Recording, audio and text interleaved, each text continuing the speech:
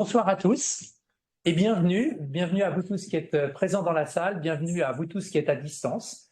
Merci d'être venus aussi nombreux.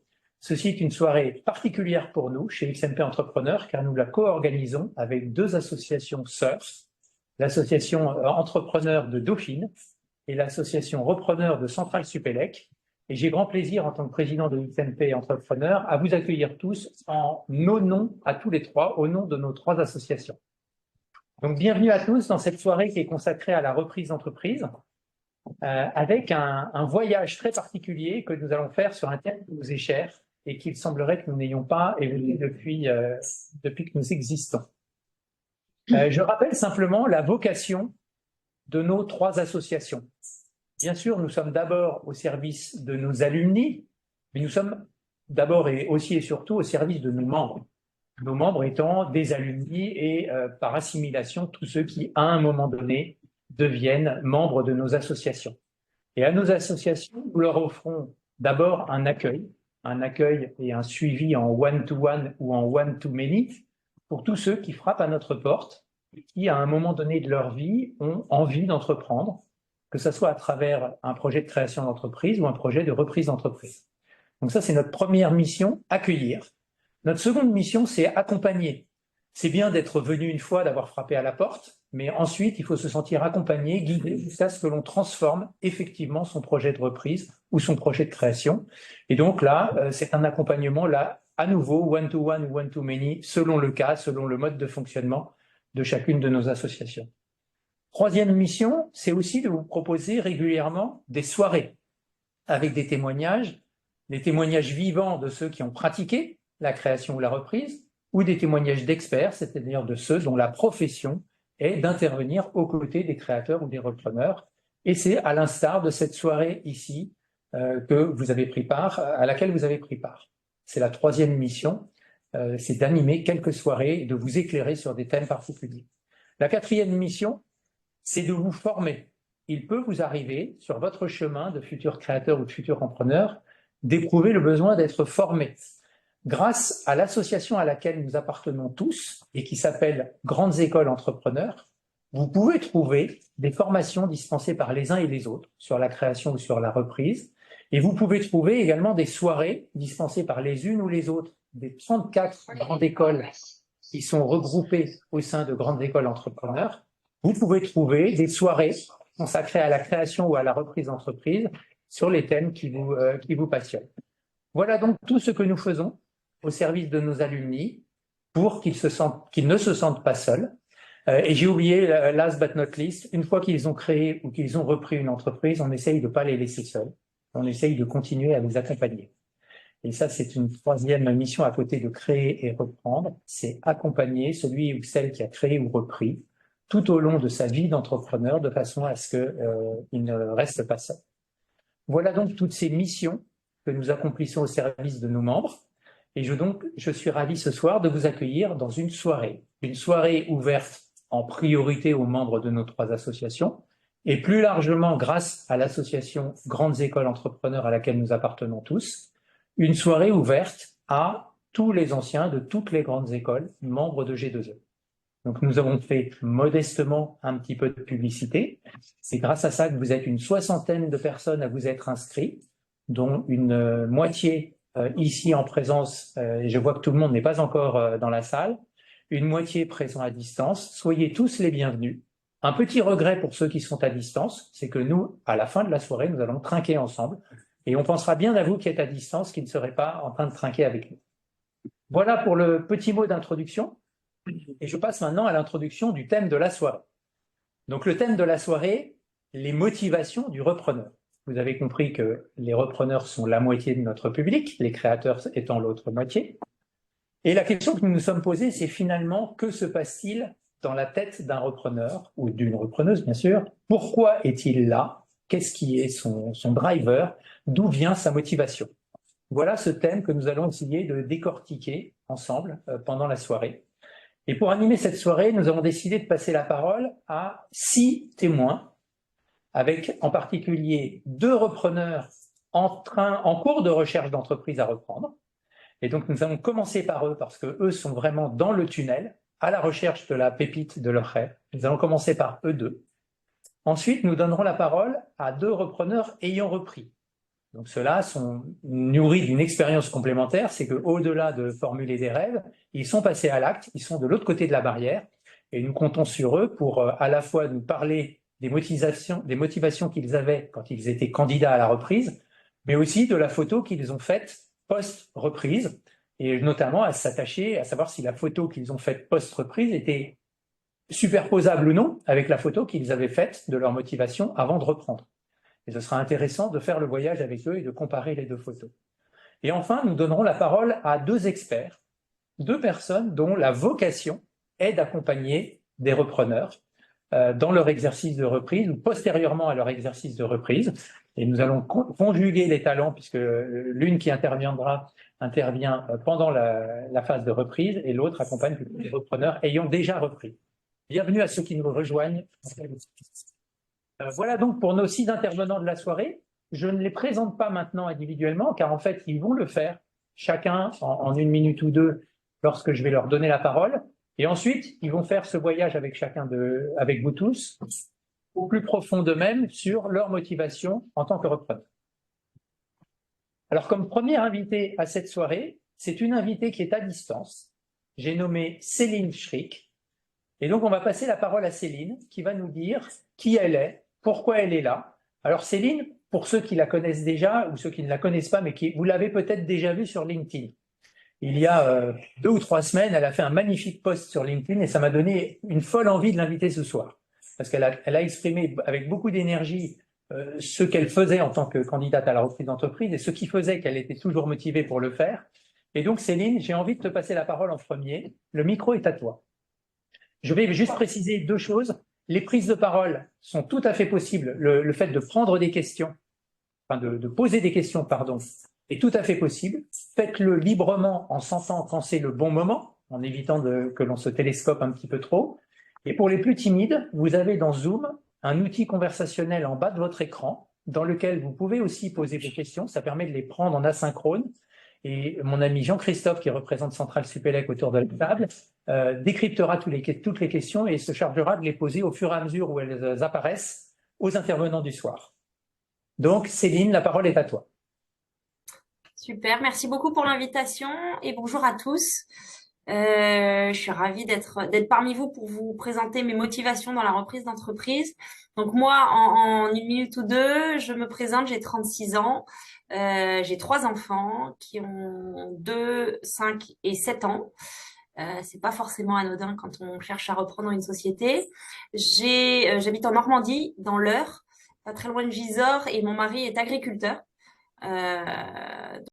Alors, quelles sont mes motivations pour reprendre? Moi, j'ai fait HEC, j'ai fait le master HEC entrepreneur, et c'est dans le cadre de ce master que j'ai découvert la reprise d'entreprise. J'ai toujours eu le sentiment d'avoir envie d'être entrepreneur, d'être à mon compte. Et j'étais ravie pendant le master de découvrir la reprise parce que j'ai plus une âme de développeur que de créatrice. Et donc, la reprise d'entreprise me semblait correspondre beaucoup plus à mon profil que la création. Et donc, c'est comme ça que j'ai découvert la reprise. C'est comme ça que je me suis dit, je vais commencer à travailler en tant que salarié et puis je vais mettre des sous de côté pour pouvoir avoir un apport le jour où je veux reprendre une entreprise. Et donc, j'ai travaillé 12 ans en tant que salarié, à la fois dans des petites structures ou dans des grands groupes. Mon dernier poste, j'étais chez Eurap Assistance où je m'occupais des activités senior care du groupe. Donc, tout ce qui est relatif à la téléassistance ou au service à la personne. Et il y a 2 ans, j'ai fait un petit bilan. Je me suis rendu compte que j'avais un job très intéressant. J'étais bien payée. J'avais 9 semaines de vacances. C'était super confortable. Et je me suis dit, plus j'attends, plus ça va être difficile de renoncer au confort du salariat. Et donc, j'ai décidé de me lancer dans ce projet-là. J'ai négocié mon départ pour pouvoir toucher le chômage et pour pouvoir me donner le temps de trouver une PME à reprendre. Sachant que dans mes motivations, j'en ai identifié 3 principales. La première, c'est d'être à mon compte. Je pense que c'est une motivation forte pour tous les entrepreneurs et ça peut être motivé par différentes raisons. Moi, c'est l'envie de la liberté, celle de pouvoir prendre mes décisions. J'avais une certaine frustration en tant que salarié dans un grand groupe de voir des décisions prises qui étaient qui était logiquement prise par rapport à ce que demandait l'actionnaire principal, mais qui allait à l'encontre de certaines valeurs ou de certaines convictions que j'avais. Et je me suis dit qu'en tant qu'entrepreneur, c'était peut-être des choix que j'aurais plus de liberté à faire. Et donc la volonté d'être à mon compte, aussi la volonté de m'engager sur le territoire dans lequel je vis, parce que ça fait 7 ans maintenant que je suis en Normandie et que je travaillais toujours en région parisienne. Je faisais des allers-retours et j'avais déjà un peu de télétravail. Mais du coup, j'avais une certaine frustration d'être complètement déconnectée par rapport à mon lieu de vie. Et ma troisième motivation, moi, dans la reprise, c'est le projet humain. Je trouve ça passionnant de devoir, c'est probablement aussi le plus difficile, hein, mais de devoir m'adapter à une équipe qui est déjà existante, qui a déjà une histoire, qui a déjà une manière de fonctionner, et à la fois s'imbriquer dans le moule existant et puis ensemble construire une nouvelle histoire. C'est un challenge qui me semble passionnant et je le différencie de la création par le fait que quand on crée une société, c'est souvent nous qui allons recruter nos collaborateurs. Et je pense que c'est certainement très difficile, mais dans la reprise, le challenge l'est encore plus, je pense. Et moi, c'est quelque chose qui me plaît bien. Donc voilà, en quelques mots, je sais pas enfin, je peux parler pendant 1 heure, hein, donc s'il y a des questions.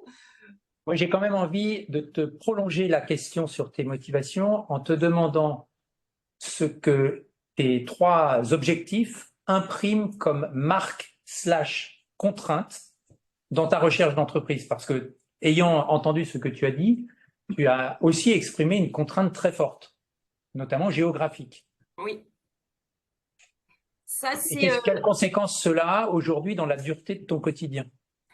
Alors, moi, mon mari est agriculteur, donc je suis pas mobile. C'est à la fois un avantage et un inconvénient quand on est repreneur.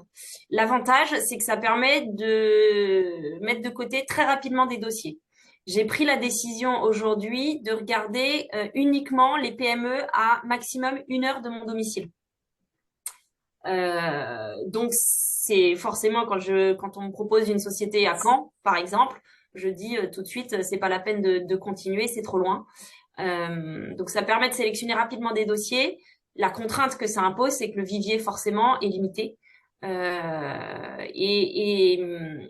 Et ça m'a aussi amené à m'orienter vers l'industrie. Alors moi j'ai un profil pas du tout industriel.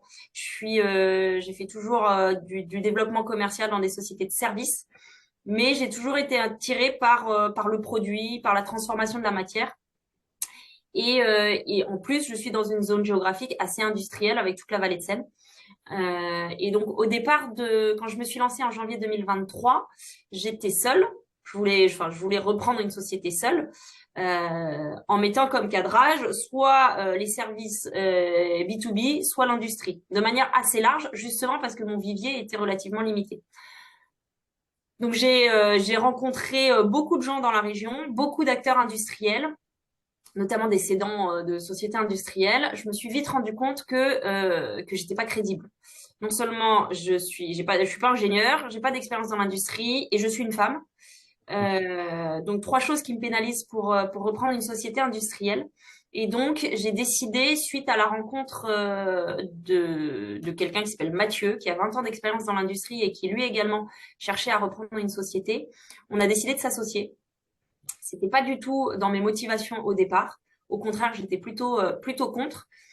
Mais en rencontrant Mathieu et en prenant le temps de se poser les bonnes questions, de vérifier qu'on était compatibles, complémentaires et qu'on avait une vision similaire de l'entreprise, on a décidé de s'associer. Donc depuis janvier 2023, on cherche à 2, sans se priver de nos cadrages individuels. Parce que la reprise, c'est quand même le parcours du combattant pour trouver la bonne pépite. Et donc, si jamais je retrouve une PME qui me correspond uniquement à moi et pas à Mathieu, je me priverai pas d'y aller. Et Donc du voilà coup, quelques mots sur la contrainte géographique, notamment. et du coup, ton gibier, le gibier que tu trouves, il est plutôt pour Mathieu et toi ou il est plutôt pour toi maintenant que tu as élargi ce critère? Alors, on privilégie le projet à 2, parce qu'une fois qu'on y a goûté, c'est quand même plus sympa d'entreprendre à 2. Déjà, on a 2 fois plus de temps. Et la solitude du repreneur ou de l'entrepreneur en général, c'est quand même quelque chose de lourd à porter. Donc, on privilégie notre prise à deux. En revanche, ça a un peu élargi notre zone géographique, parce qu'au départ, on cherchait dans la zone commune, parce que Mathieu habite à 1 heure de chez moi, donc on cherchait dans la zone à 1 heure de nous deux. Et puis, finalement, on a fait un cercle. On a déjà rencontré pas mal de sociétés dans ce cercle-là. On s'est dit qu'il fallait qu'on étende davantage notre recherche, et donc maintenant, on cherche des sociétés à 1 heure de l'un de nous deux. En se disant que, surtout sur les sociétés industrielles, il faut être sur site tous les jours. Mais s'il y en a un qui est là que 3 jours par semaine et pas 5, ça pourra s'organiser. Et tu nous as dit que tu avais commencé ta reprise en janvier 2023. Oui, Sauf erreur de ma part, ça fait donc 15 mois. tout à fait. On en est où après 15 mois? On est comme le marathonien au 32e kilomètre ou... Après 15 mois, moi, je suis toujours aussi motivée. Je pense que le plus dur, c'est le cap des 1 an. Quand on passe le cap des 1 an, on se dit, oh là là, ça fait déjà 1 an. Moi, j'ai encore jamais fait de LOI. Puisqu'on a plutôt la méthodologie, on essaye de négocier avant, comme on est en démarche directe, avant de faire une LOI. Donc le cap des 1 an n'a pas été simple à passer, surtout qu'il y a 2 dossiers qui sont tombés à l'eau à ce moment-là. Mais au bout de 15 mois, je suis toujours aussi motivée. Je pense que c'est lié au fait que c'est un projet que j'ai en tête de longue date. Je pense que c'est aussi plus simple le fait d'être à deux pour passer les petits coups de mou. Il y en a toujours un qui est là pour remonter le moral de l'autre. Et puis ce qui est très rassurant, c'est que en moyenne, une reprise, c'est 18 à 24 mois. Donc il me reste encore un peu de temps. Et puis grand bien même, j'en serai à 24 mois. J'en connais qui ont mis 4 ans. Donc j'ai le sentiment d'avoir bien tissé ma toile. Maintenant, il faut juste que j'arrive à trouver la bonne PME au bon moment, avec le bon cédant, le bon prix. Donc il y a quand même un facteur chance qui est important. Mais ensuite, on s'organise en fonction. Par exemple, moi, je me suis donné comme milestone cet été. Si jamais j'ai pas un dossier très avancé, je commencerai à réfléchir à un plan B. Alors un plan B, c'est pas renoncer à la reprise. Ça veut dire simplement que je serai pas 100% focalisée sur ce projet-là, parce qu'aujourd'hui, il me prend à temps plein. En revanche, je réfléchirais soit à trouver, par exemple, des missions de conseil qui me permettront de gagner du temps sur mon projet de reprise pour avoir plus de 2 ans si c'est nécessaire. Soit éventuellement j'ouvrirais quand même la porte de la création d'entreprise, mais je suis vraiment pas convaincue d'avoir le bon profil et les bonnes idées.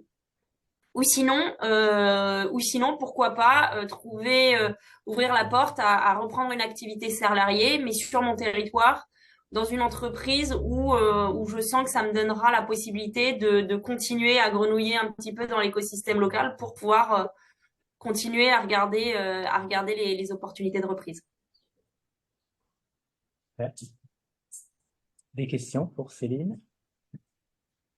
Moi, j'ai une question parce qu'il me semble que de se mettre à deux signifie 2 salaires, donc ça augmente la taille de l'entreprise recherchée, ce qui, dans un territoire étroit, finalement, rajoute un niveau de difficulté. Alors, je comprends que finalement que vous cherchez à deux, mais que si vous trouvez tout seul, c'est pas gênant. Mais quelque part, est-ce qu'il y a un tissu d'entreprise pouvant prendre 2 salaires à la place d'un, déjà en soi suffisant, indépendamment de l'activité, de la volonté du cédant ou pas? Tout à fait, c'est une contrainte supplémentaire parce que non seulement il faut qu'elle nous plaise à tous les deux, et il faut qu'elle soit suffisamment, qu'elle ait des revenus suffisants pour pouvoir nous financer tous les deux. Alors c'est une discussion qu'on a eue avec Mathieu. C'était important de savoir quels étaient le niveau de salaire qu'on souhaitait avoir. On est tous les deux motivés par l'argent, mais c'est pas notre motivation première. Je pense qu'il y a beaucoup de gens autour de la table aujourd'hui, et le fait de constituer un patrimoine peut être une motivation importante pour les entrepreneurs. Oui, je n'irai pas que c'est important, mais pour moi, c'est pas la première motivation. Et donc, avec Mathieu, on est tout à fait à l'aise. Alors, lui, il est dans un cas différent parce qu'il a déjà vendu sa boîte. Financièrement, il est tranquille.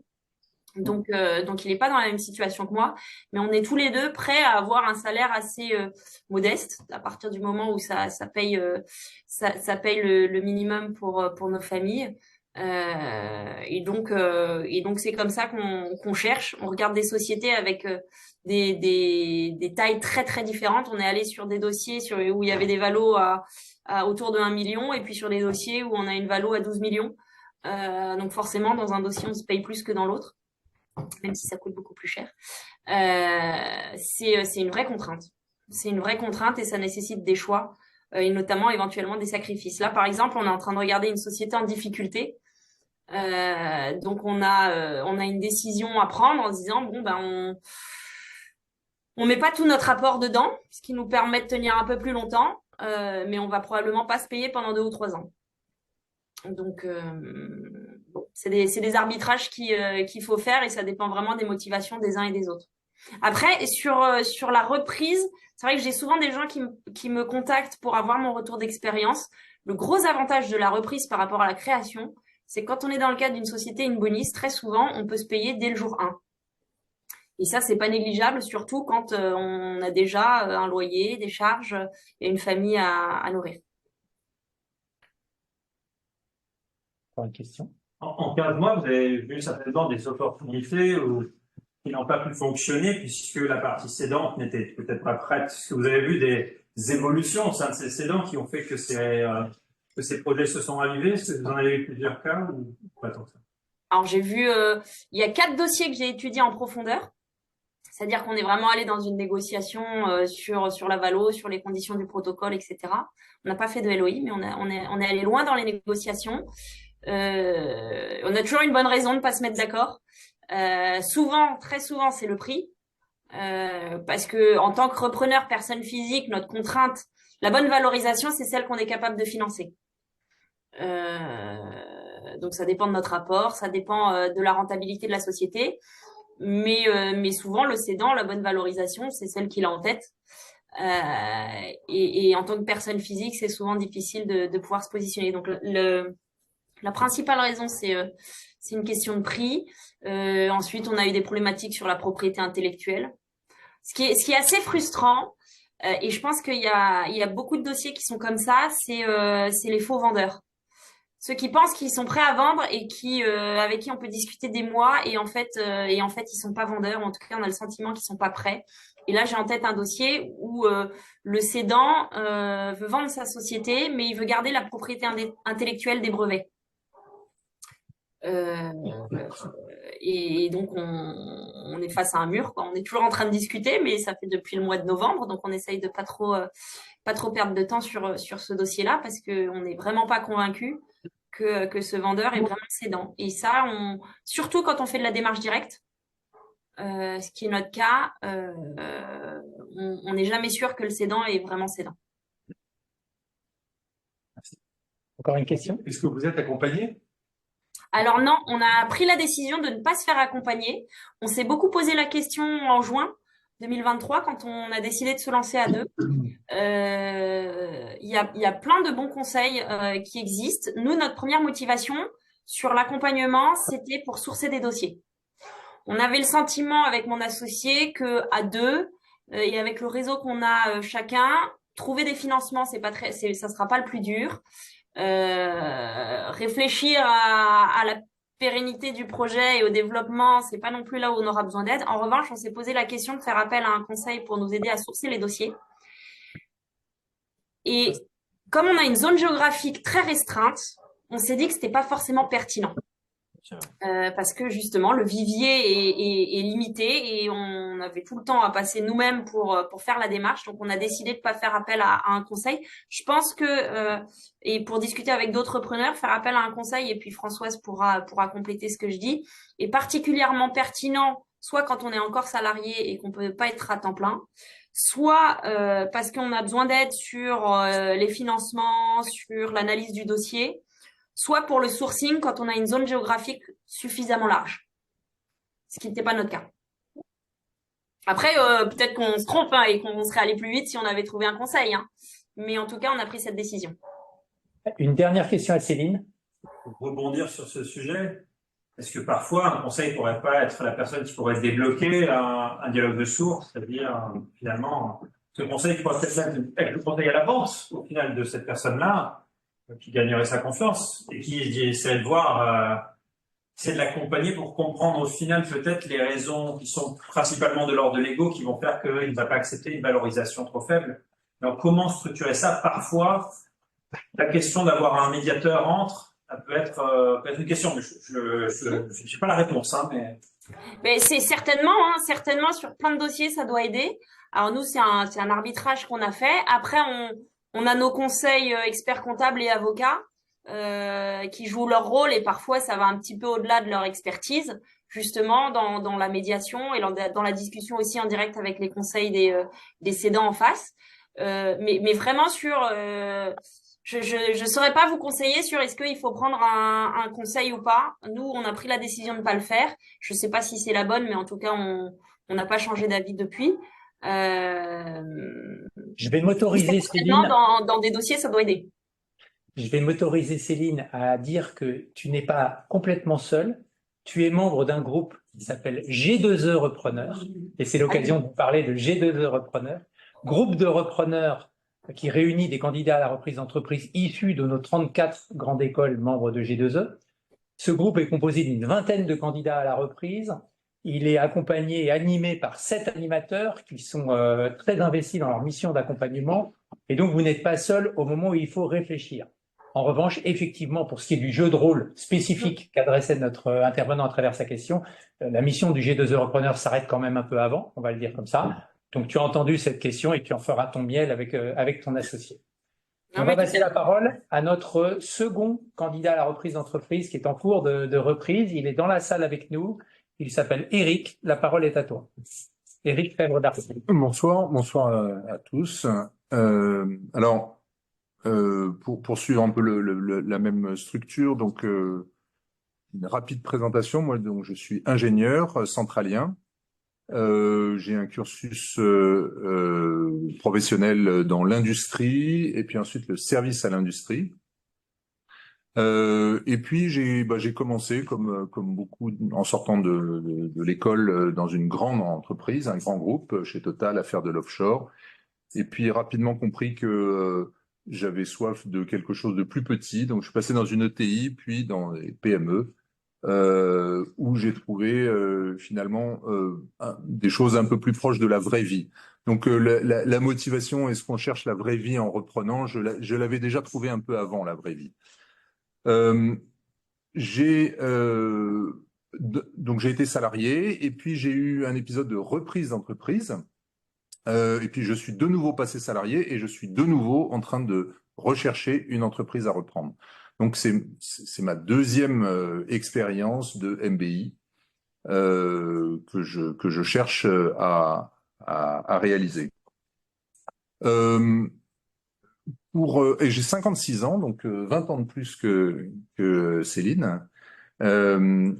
J'ai donc une expérience peut-être un petit peu plus longue et un peu plus diverse. Je crois que à ton invitation, je me suis effectivement un petit peu gratté la tête pour arriver à trouver des points communs sur la motivation profonde que j'avais. Et je crois que cette motivation profonde, elle vient de ce qui m'a plu de faire dans ma carrière, qui était du développement. Alors le développement, on peut en faire de plein de manières différentes. On peut en faire en étant salarié et en étant son propre patron. J'ai eu la chance de le faire de ces deux manières-là. Simplement, quand j'étais pas mon propre patron, j'ai plein de fois été arrêté au milieu d'un truc que je trouvais où je trouvais que le meilleur était encore à venir. Soit que mon groupe s'est fait reprendre, soit que la maison mère me disait on va un peu mollir sur les développements parce que ça va pas fort au siège. Il faut qu'on se concentre, soit pour plein de raisons, j'ai eu une frustration de pas aller au bout, de pas arriver à mener mon projet de développement jusqu'au bout. Alors, quand j'étais jeune ingénieur, je faisais des projets industriels, je faisais des projets, mais un projet de bâtir une entreprise, de la bâtir ou en tout cas d'y contribuer à la développer, ça a toujours été quelque chose qui m'a motivé, et c'est quelque chose où je me suis dit que, en étant mon propre patron, j'arriverai sans doute à trouver des limites, mais en tout cas pas celles des autres ou pas celles qu'on m'imposerait. Ou en tout cas, j'en trouverai certainement qu'on m'imposerait, mais en tout cas qui était lié à mon propre sort. Et je crois que c'est vraiment ça ce qui a drivé à chaque fois mes motivations. Donc de l'autonomie. Maintenant, il faut quand même reconnaître les choses. La première fois où j'ai repris une entreprise, ça m'est arrivé un petit peu par hasard. C'est un chasseur de tête qui est d'ailleurs dans la salle, qui m'a contacté avec une entreprise à reprendre. Et donc, je mesure aujourd'hui toute la chance que j'ai eue à l'époque de pas avoir à la chercher, cette entreprise. Et ça a été vraiment un peu une évidence, parce que finalement j'étais dans un mood de création, un peu en intrapreneur chez dans le groupe dans lequel j'étais. Et donc j'ai repris cette entreprise. Ce qui m'a aussi aidé à sauter le pas à l'époque, c'est que alors j'avais démarré ma carrière à l'étranger. Allô? J'avais démarré ma carrière à l'étranger, et je suis revenu à Paris à un moment où l'immobilier était sur une pente ascendante affolante. Et au fur et à mesure que j'avais des enfants, je voulais m'agrandir. Et en fait, les augmentations de salaire que j'avais arrivaient tout juste sur le même trend que les augmentations de l'immobilier. Et je me suis dit, jamais j'arriverai à m'acheter un logement. Euh, et finalement, l'idée de reprendre une entreprise pourrait être la solution. Ça a peut-être aussi contribué à sauter le pas sur cette première aventure. Alors, il y a eu cette reprise, j'ai cédé l'entreprise, j'ai repris un poste de salarié quelques années, et je crois que sur cette deuxième reprise que je recherche actuellement, euh, je crois que ce qui me motive, c'est que j'ai appris pas mal de choses et j'ai soif de les mettre à profit. J'ai appris pas mal de règles du jeu, j'ai appris comment on travaille avec des fonds d'investissement, j'ai appris comment on fait du M&A, j'ai appris comment on fait du build-up, j'ai appris pas mal de choses, pas mal d'instruments que j'ai envie de mettre à profit du prochain projet qui va être le mien dans les années qui viennent. Donc ça a renforcé ma motivation sur cette deuxième opportunité, cette deuxième recherche.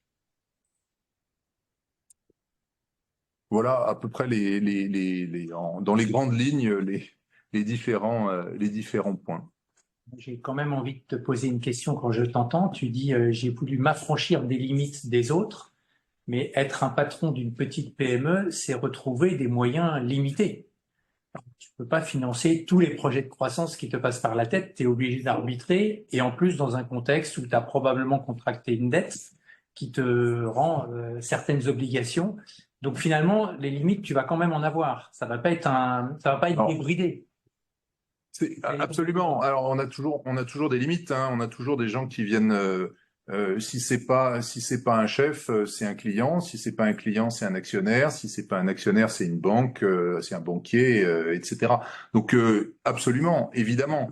Simplement aujourd'hui en reprenant, moi j'ai plus l'impression de maîtriser mon destin, de choisir ses contraintes quand je bâtis mon projet, et voilà, de moins me les faire imposer en les ayant choisis peut-être un petit peu plus librement. Des questions à poser à Eric? Pas de questions. Si. Tu as peut-être les enfants, ils sont sortis du pérolle ou ils sont encore dedans? Alors, C'est moitié-moitié. à l'autre extrême, donc Moitié-moitié, effectivement. Ma première expérience, ils étaient en plein dedans. J'ai repris une entreprise qui était à 1 heure de TGV de Paris. Je faisais des allers-retours et effectivement, ça a été un sujet qui n'avait pas été appréhendé en totalité par moi et ma femme, ou ma femme et moi. J'en entends encore souvent parler, mais c'est vrai que c'est quelque chose qui a été accepté, qu'on en a fait façon. Et aujourd'hui, où les enfants sont effectivement en train de sortir du pétale, en train de partir de la maison, c'est une contrainte de moins. Et c'est évidemment un paramètre qu'on comprend beaucoup mieux et qu'on maîtrise probablement nettement mieux aussi. Mais c'est évidemment un sujet super fort dans le ciblage. Euh, bah, aujourd'hui, je sais ce que ça amène et ce que ça implique effectivement les quelques heures de TGV que je m'apprête à avoir entre l'entreprise que je pourrais avoir entre l'entreprise que je reprends et le chez moi. Super. Merci Eric pour ton témoignage. Je peux me permettre de rebondir sur la question des enfants, si c'est possible. Oui, oui, vas-y. Oui. Ouais. Non, parce que moi, c'est une question que je me suis posée. Je ne sais pas s'il y en a qui ont des enfants en bas âge autour de la table. Je me suis quand même demandé, est-ce que c'est le bon moment pour reprendre alors que les enfants sont petits et qu'ils demandent du temps. Et alors moi, je partage mon avis et ce qui m'a motivée dans ma décision. Je me suis dit, c'est plus facile de déléguer l'éducation des enfants quand ils sont petits que quand ils sont adolescents. Ah oui, c'est vrai. Et donc, dans ma motivation de reprendre aujourd'hui, il y avait aussi cette question en me disant, je préfère que faire appel à une nounou quand ils ont 4-5 ans et en revanche être plus disponible quand ils en ont 12 ou 15 parce que là, je pense que c'est plus difficile de déléguer l'éducation à cet âge-là. Donc, dans mes motivations, il y avait ça. Et je pense que c'est intéressant à partager si jamais il y en a qui ont aussi des enfants en bas âge autour de la table parce que moi quand j'ai réussi à mettre le doigt là-dessus, ça m'a pas mal aidé. Voilà. Je te rejoins avec l'adage petits enfants, petits soucis. Grands enfants, grands soucis. Tu connais la suite. Les grands enfants, grand budget, donc Très bien, ben merci à tous les deux. Nous allons passer la parole maintenant aux repreneurs qui ont repris. Et nous en avons un autour de la table, le second est en train de nous rejoindre. Nous en avons un autour de la table, c'est mon voisin, il s'appelle François Augu. La parole est à toi. Merci. Bonsoir à tous. Pour commencer par me présenter, j'ai 47 ans. Je suis aussi ingénieur de formation, arts et métiers. J'ai fait l'ICAM à Toulouse. J'ai travaillé 12 ans dans les services financiers en Europe. Et j'ai réalisé 10 ans après mes études d'ingénieur un projet que j'avais depuis mes études d'ingénieur, qui était de faire le MBA de l'INSEAD. Donc j'ai réalisé ce premier projet. Et puis à l'INSEAD, un peu comme Céline d'ailleurs à HEC, j'ai suivi un parcours autour de la reprise d'entreprise qui m'intéressait beaucoup. Ça m'a convaincu et donc je me suis dit, bah voilà, dans 10 ans, je reprendrai une boîte. D'ici là, voilà, je rembourse mon MBA, je mets un peu d'argent de côté, etc. Et donc c'est comme ça que j'ai intégré le groupe Verisure, le système d'alarme que vous devez connaître, où j'étais cadre dirigeant en France. Et puis fin 2020 est venu, les astres se sont alignés et je me suis dit que c'était le moment de me lancer. Et donc j'ai démissionné, on s'est mis d'accord. J'ai quitté l'entreprise en mars 21. Ça arrive pas tous les jours dans une vie de faire un break entre deux boulots, donc j'ai pris un peu mon temps. Je me suis donné 6 mois pour moi. pour moi, pour ma famille, etc., faire différentes choses. Et puis en septembre 2021, j'ai commencé, je suis dans le projet en suivant la formation du CRA. Pour moi, c'était mon lancement dans le projet. Donc, les 3 semaines de formation au CRA. Et puis j'ai intégré un groupe, dont le G2ER. Voilà. Et j'ai repris une PME en décembre 2022, donc 15 mois après mon démarrage, une PME industrielle qui fabrique du mobilier d'agencement en bois ou dérivé du bois, basée à Nogent-le-Rotrou dans le Perche, capitale du Perche, qui fait à peu près 3 millions de chiffres d'affaires, et maintenant on est 22 personnes. C'est un univers que je ne connaissais pas. J'avais fait le choix, dans mon discernement, de aller vers l'industrie, parce que j'avais envie de contribuer à mon échelle à l'industrie française, et dans l'univers du bois, parce que ça sent bon. Je me suis dit, quitte à passer 20 ans dans un environnement, tant que ça sent bon. Voilà. Je veux dire.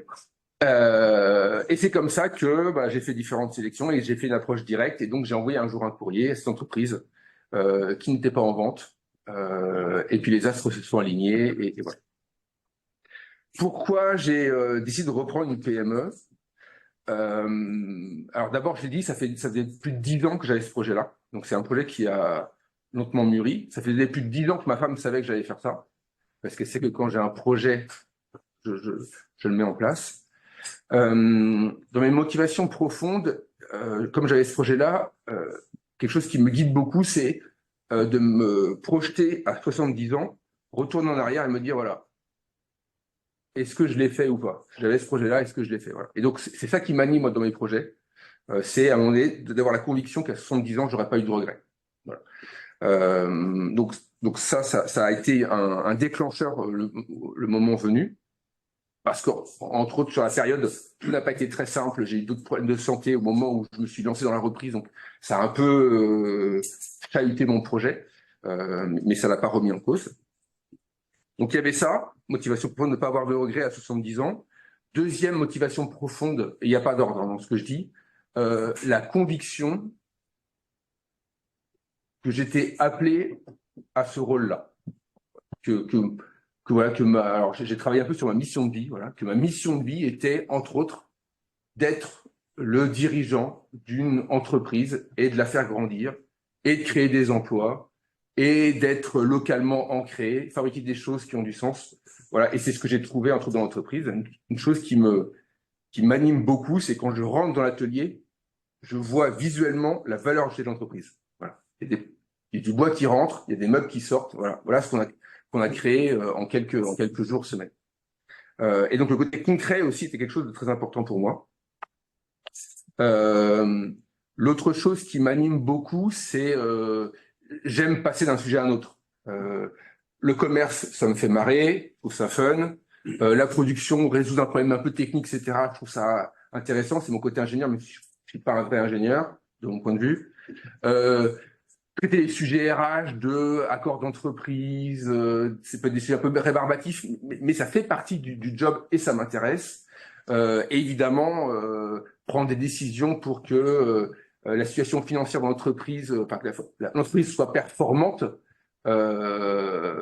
m'anime beaucoup. Donc avoir un beau tableau de bord qui sort tous les mois où je peux prendre des décisions derrière, voilà, ça m'amuse beaucoup. Donc moi, le fait de pouvoir avoir un rôle qui fait que je passe d'un sujet à un autre, me met en énergie en fait et je m'y retrouve évidemment très bien aujourd'hui. L'autre élément, c'était, alors ça a été évoqué un petit peu, le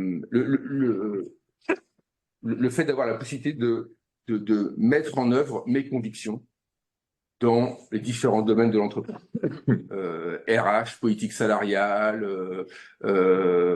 RSE, environnementale, politique d'investissement, enfin voilà, bref, de pouvoir choisir. Et c'est la raison pour laquelle un des critères pour moi qui était très important, c'était que je sois actionnaire majoritaire sans minorité de blocage. Je dis ça pourquoi? Parce qu'en fait, j'ai fait un choix qui était de m'entourer d'investisseurs à mes côtés pour pas me retrouver seul. Et donc, j'ai des investisseurs à mes côtés. Et donc, j'ai pas 100% de la boîte, j'en ai que 69, enfin, bref, 70%. Donc, je suis libre de prendre les décisions que je veux, évidemment, de manière, partagée avec mes investisseurs. Voilà un petit peu mes motivations au démarrage de la reprise. Bon, dans mon contexte, finalement, la reprise s'est faite relativement vite. Alors, il y en a qui sont encore plus rapides, hein, qui font quelques mois. Moi, ça a pris 15 mois entre le moment où je me suis lancé et le moment où j'ai eu les clés, ce qui est plutôt rapide. Donc, j'ai pas trop eu le temps de gamberger, de douter, même si, évidemment, on passe par des hauts, des très hauts et des très bas d'un jour à l'autre. Et je considère que ce processus de reprise, c'est un peu comme la fable du papillon. Vous voyez, c'est la larve au début qui est dans une chrysalide. Et en fait, si vous cassez la chrysalide à la place de la larve, le papillon meurt. Et donc, je trouve que le processus de reprise d'entreprise, c'est un peu le même principe.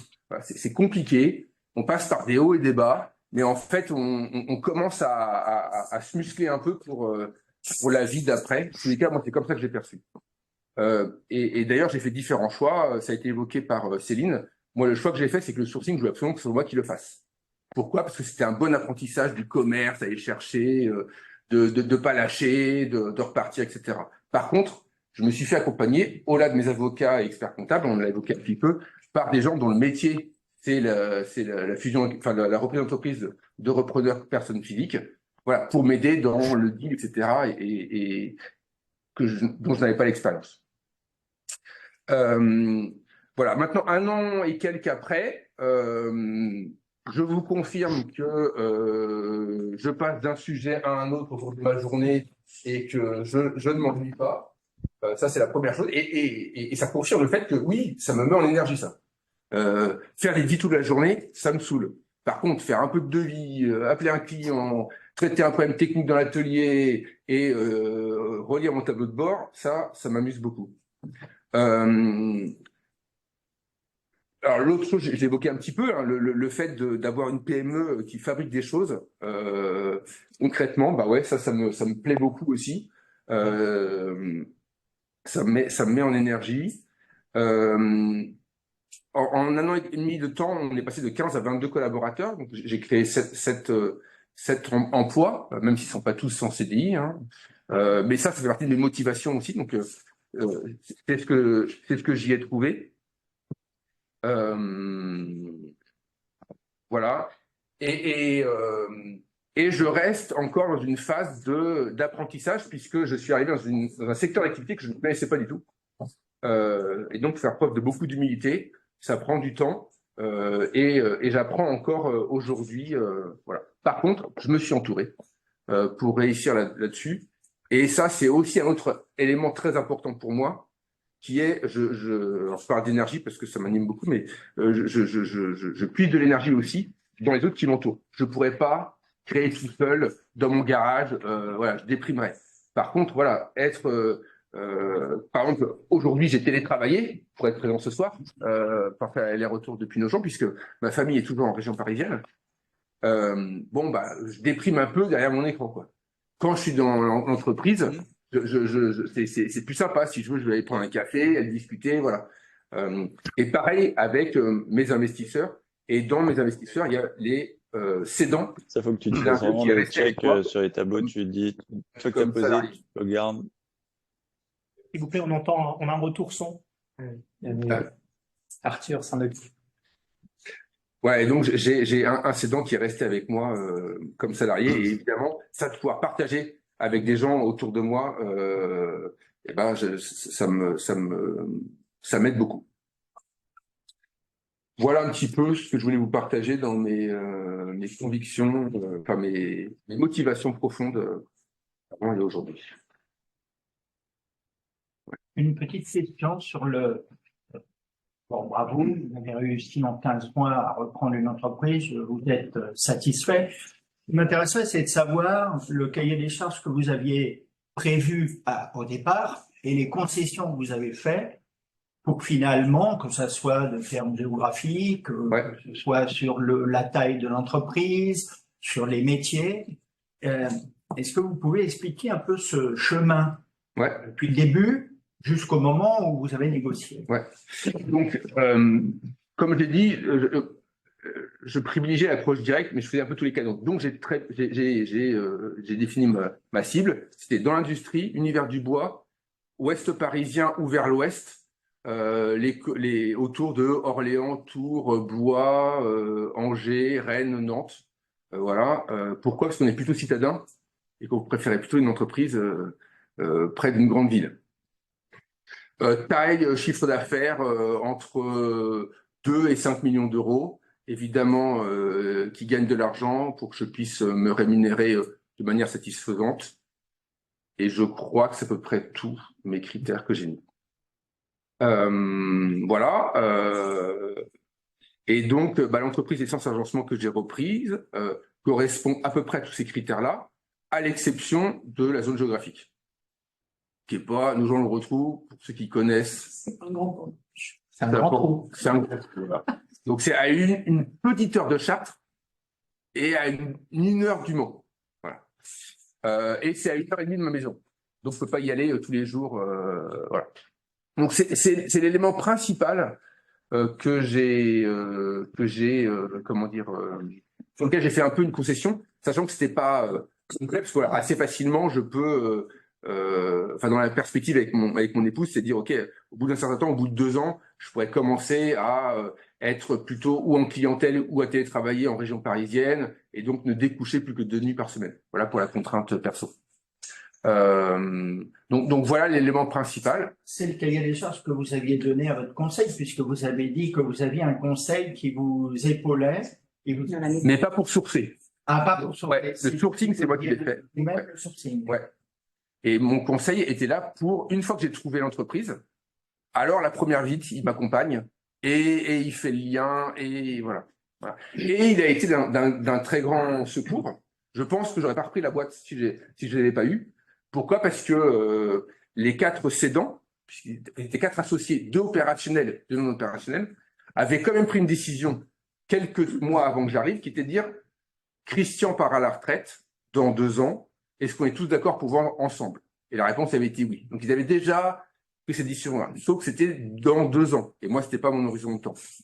Et donc c'est là où mon conseil a été de très bons conseils pour moi, mais aussi, ça a été évoqué tout à l'heure, pour un peu une aide à la vente aussi, à ces patrons de PME très simples, très opérationnels et pas du tout dans les sujets de M&A et de quoi que ce soit, quoi. Voilà. Et ils n'avaient pas de conseil vente.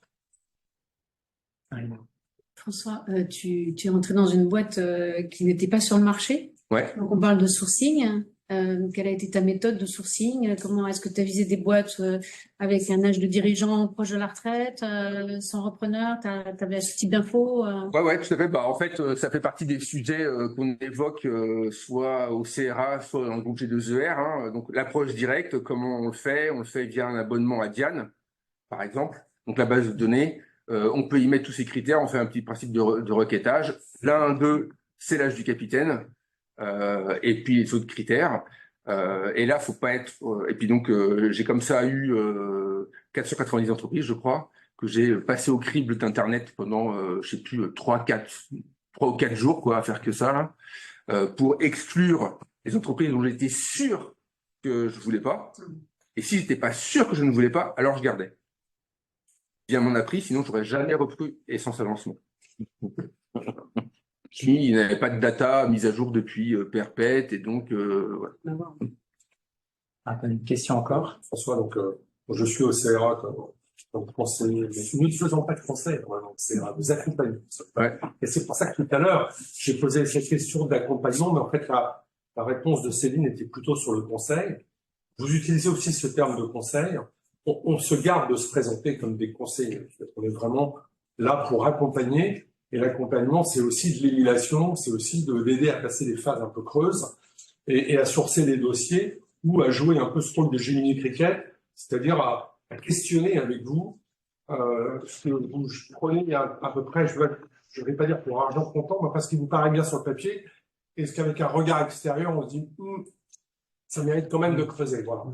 Mais, alors, moi, je ne suis peut-être pas l'exprimer. Le CRA, GDER étaient des partenaires et j'ai pris un conseil à part que j'ai rémunéré, etc. Ça, j'imagine. Voilà. C'est une très belle opération. Encore une dernière question peut-être pour Vous François. avez créé de l'emploi, donc ça veut dire que finalement, vous avez réussi à non seulement mettre la société dans une situation de croissance. Est-ce que ça a été difficile dans d'un secteur, encore une fois, c'était nouveau pour vous, donc vous êtes arrivé certainement avec des vies de gens, voilà, bon, la boîte, le marketing, alors c'est rien, hein, ou, peut-être que vous êtes dit, ouais, plutôt sur tel type de produit, ça a l'air de bien marcher. Enfin, comment vous avez réussi à mettre cette boîte en situation de croissance? Alors, pour être transparent, elle n'est pas en situation de croissance. Okay. J'ai maintenu le même chiffre d'affaires que 2022, qui était le record de l'entreprise. Donc, par rapport à ça, plusieurs réponses. La première, je ne suis pas arrivé avec des grandes convictions. J'ai fait beaucoup de preuve d'humilité. J'ai beaucoup écouté mes cédants. L'un d'eux est toujours avec moi, salarié, actionnaire minoritaire, patron de la production. Voilà. Et l'autre a pris sa retraite début juillet après 6 mois d'accompagnement et continue à travailler avec moi en prestation 3 jours par semaine. Okay. Donc ça fait partie de mon écosystème qui m'entoure pour réussir. Voilà. Donc après, une de mes qualités, m'a-t-on dit, c'est voilà, c'est ma capacité à écouter voilà et donc à prendre et à décider ensuite. Donc je m'appuie beaucoup sur eux. On avait, avant même la reprise, beaucoup discuté. C'est des gens vraiment topissimes, très très simples, etc. Et qui avaient à cœur que l'entreprise derrière pérennise. C'était ça le truc pour eux. Et donc on a beaucoup discuté sur okay, comment, quoi faire, etc. Et manifestement, ils étaient sous-staffés. En l'occurrence, les deux travaillaient tous les jours de 7h30 à au moins 20h. 6 jours par semaine, voire 7, et prenaient rarement de vacances. Okay, sachant que ça faisait 30 ans qu'ils étaient dans le métier, et que donc, leurs décisions, ils les prenaient ultra vite. Donc moi, Christian, qui était le seul à faire du commerce et à faire tous les devis de l'entreprise, qui est toujours un élément extrêmement critique dans une activité comme la nôtre, voilà, j'étais incapable, il fallait être 3 pour remplacer Christian. Bon, c'est ce qu'on a fait. Donc, il y a moi, il y a Jérémy que j'ai recruté et Christian qui reste à mi-temps. Donc, en fait, moi, dans mon plan, j'avais prévu, parce que l'entreprise avait une bonne rentabilité, de diviser par 2 la rentabilité en 2023, la première année. Parce que j'allais recruter quelqu'un au devis, quelqu'un au bureau d'études, parce que pareil, ils étaient sous-staffés et ils prenaient jamais de vacances. Et puis, après, dans l'atelier, voilà. Donc, voilà ce que j'ai fait. C'est ce que j'ai exécuté. Bon an, mal an, les chiffres ont confirmé, malgré les hausses d'énergie, etc., qui n'étaient pas trop prévues, mais voilà. Super, merci François. Donc au final, vous n'avez pas encore atteint la phase de croissance, vous avez préparé finalement la société. Exactement. De manière à pouvoir dégager le temps qui vous permettra. Mon plan, pour être transparent, c'est année 1, idéalement, je maintiens mon chiffre d'affaires à 3 millions, j'investis, donc le BE tombe. Et année 2, je fais plus 10, plus 15, année 3, voilà. Et c'est ce que je fais, c'est le plan. Voilà. On en reparlera dans 5 ans. Super, merci François. Second repreneur ayant repris, nous allons passer la parole à Emmanuel Mignot. Bonjour, donc je m'appelle Emmanuel Mignot, j'ai 51 ans, j'ai 3 enfants grands qui ont 23 et 2 fois 20. J'ai fait des études d'ingénieur, comme beaucoup ici, et puis ensuite, pour choisir mon premier job, finalement, je me suis retrouvé avec un peu les mêmes motivations, les 3 mêmes motivations que je vais citer aujourd'hui. Sur le premier, alors c'est pas très haut dans la pyramide de Maslow, je n'en suis pas très fier, mais c'est simple et c'est c'est vrai. Le premier, c'est de me faire plaisir. Le deuxième, c'est la curiosité. Et le troisième point pour moi, c'est de faire des choses concrètes. Donc je suis pas parti dans la banque, je suis pas parti dans le conseil, je suis parti dans l'industrie chez PSA pour faire des voitures. Donc là, je savais assez bien ce pourquoi j'étais payé tous les jours et Et j'ai fait ça dans pas mal d'usines différentes du groupe. J'ai fait une carrière sympathique. Et puis à un moment donné, le côté curiosité m'a un peu manqué. C'est-à-dire que j'avais moins de choses que je découvrais, que j'apprenais chez PSA.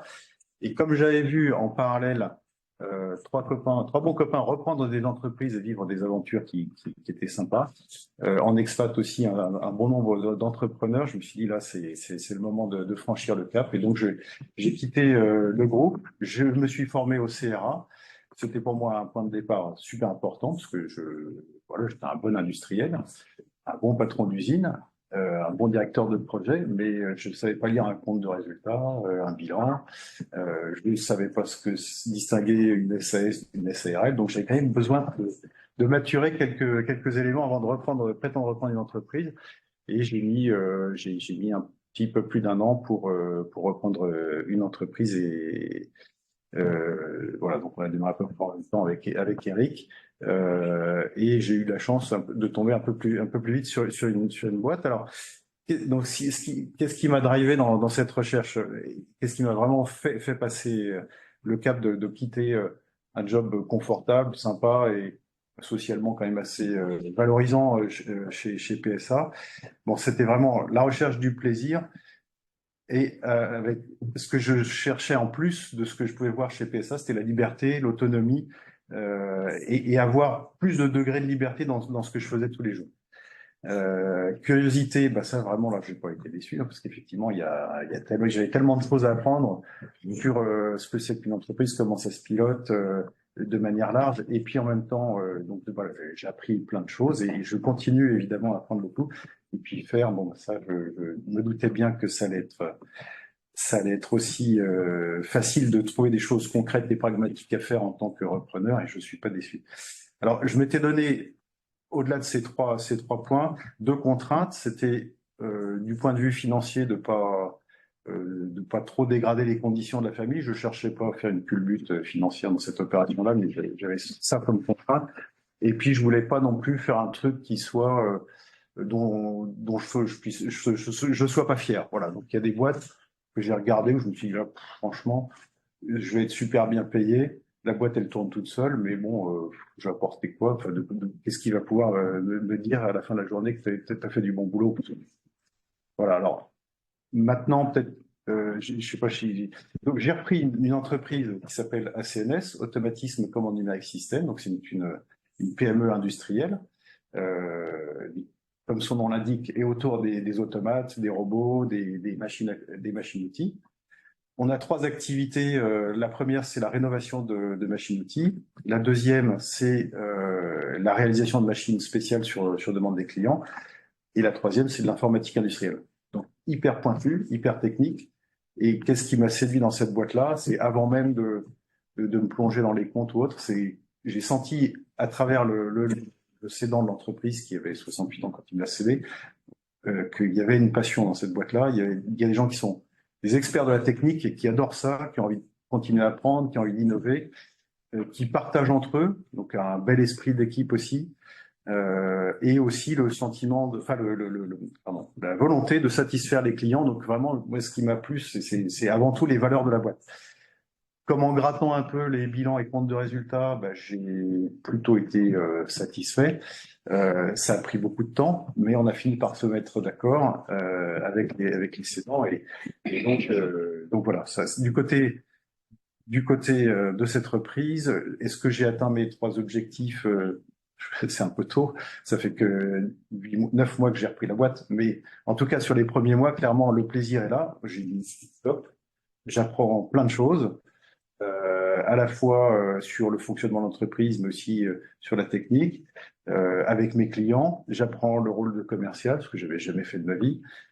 J'ai pas beaucoup de succès pour l'instant, mais j'apprends et ça me plaît. Et puis, qu'est-ce que je dis comme troisième truc? Je sais plus. Oui, il faut faire là. Tous les jours, il faut faire. Donc, les premières semaines, c'était déjà comment est-ce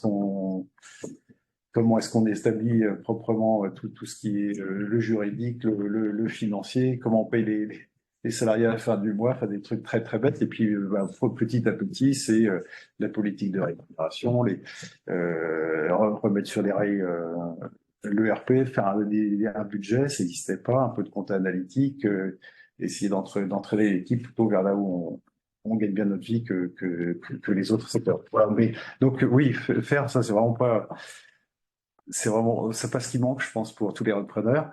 Et puis, alors sur mes contraintes financièrement, j'avoue que j'ai été surpris très positivement.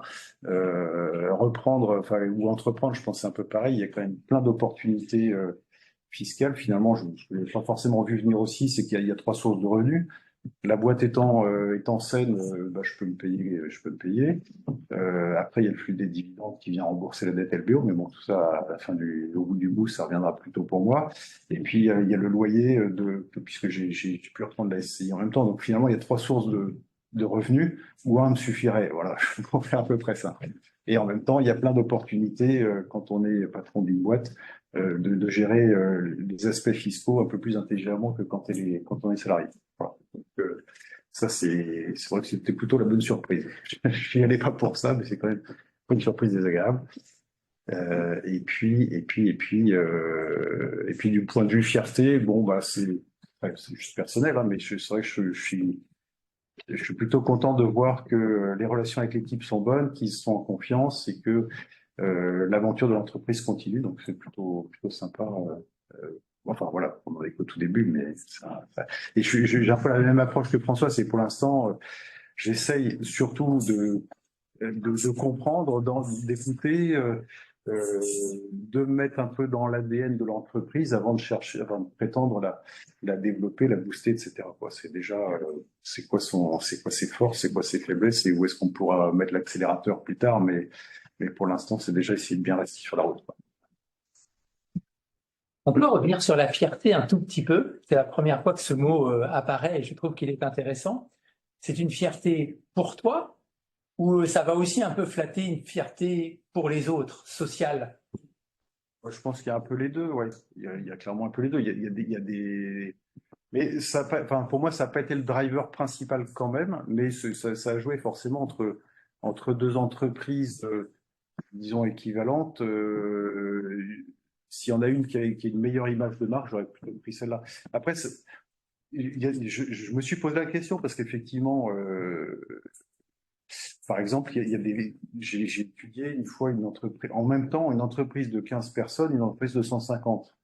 Bon, on dit, bah, du point de vue des relations avec ses amis et autres, le regard va pas être le même si on prend une boîte de 150 ou une boîte de 15 personnes.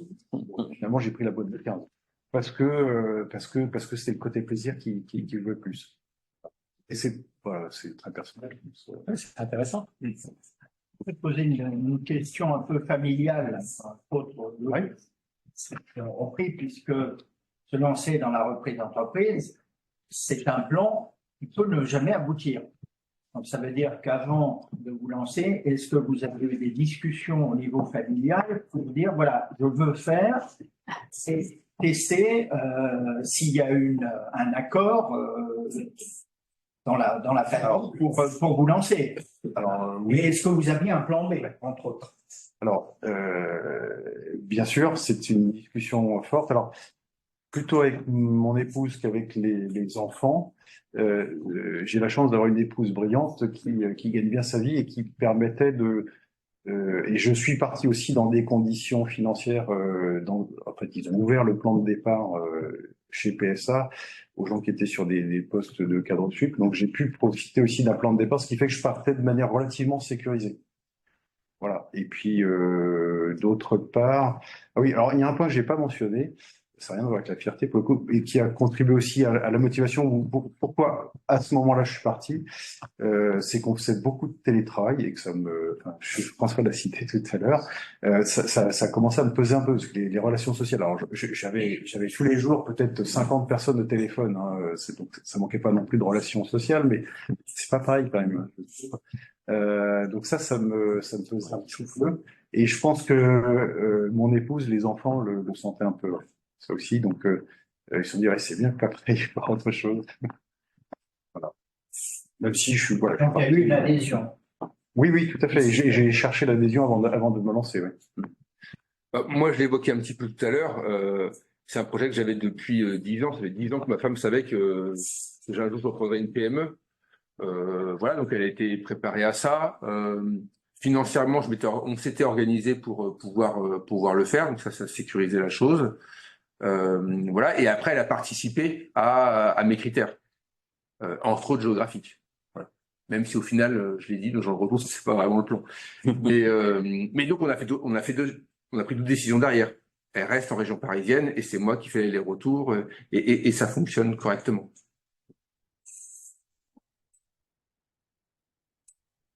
Dernière question, merci. Comment vous avez trouvé alors cette activité et avec qui vous l'avez acheté? Parce que j'ai l'impression que vous avez peut-être utilisé des fonds avec vous. Alors, c'est deux bonnes questions. Comment je l'ai trouvé? Je l'ai trouvé à travers le CRA. Bon, alors, comment dire, c'est un peu à hasard parce que finalement, il y a quand même pas mal de sources différentes. J'ai pas fait d'approche directe. J'ai pas eu ce courage-là ou sans parce que en fait. Parce que j'avais, en fait, comme j'avais des critères PME industrielle entre 15 et 50 personnes, une bonisse, mais que j'étais pas trop regardant, en fait, j'avais pas mal d'offres déjà sur le marché dit ouvert, quoi. Donc, en comptant CRA, les CCI, enfin bref, trouver une Fusane, bref, ce genre de, et puis le bouche à oreille, j'en avais déjà pas mal comme ça. Donc, c'est le CRA. Voilà, et j'étais content de l'avoir parce que donc c'était le conseil du cédant, et comme le cédant avait un peu de mal à lâcher le truc, c'était bien d'avoir aussi un conseiller du CRA entre les deux pour de temps en temps rappeler le cédant. Et la deuxième question, ah oui, avec qui? Alors avec qui? C'est avec les salariés, parce qu'en fait les salariés sont actionnaires à hauteur d'un tiers de la reprise. Alors pourquoi en deux mots, cette entreprise, donc elle a été créée il y a une trentaine d'années, et elle ne vit que par ses salariés en fait. Il n'y a pas de presque pas en fait. Hein. Donc, les seuls assets, c'est les gars qui sont dedans.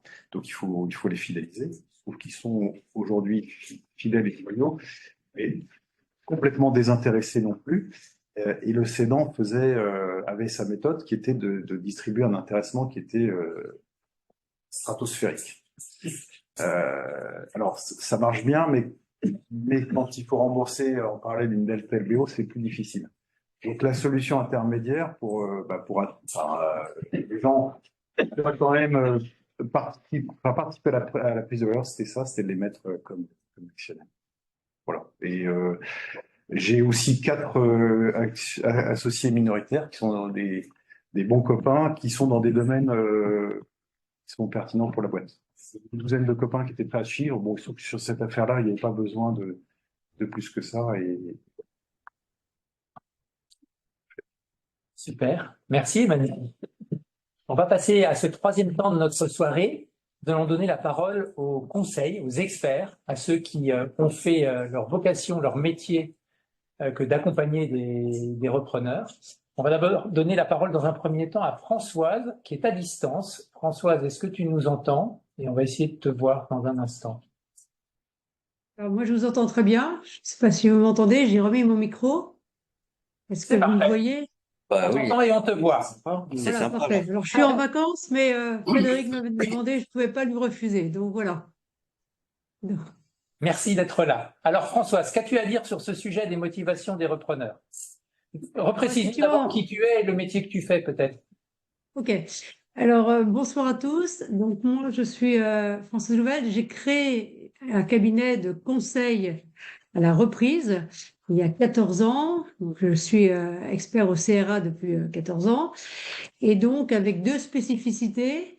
La première, c'était de créer pour accompagner de façon sur mesure chaque client. Donc, c'était vraiment un accompagnement individuel en fonction de chacun de leurs critères. On y reviendra tout à l'heure. Et le deuxième critère, c'était d'accompagner pour faire un closing en moins d'1 an.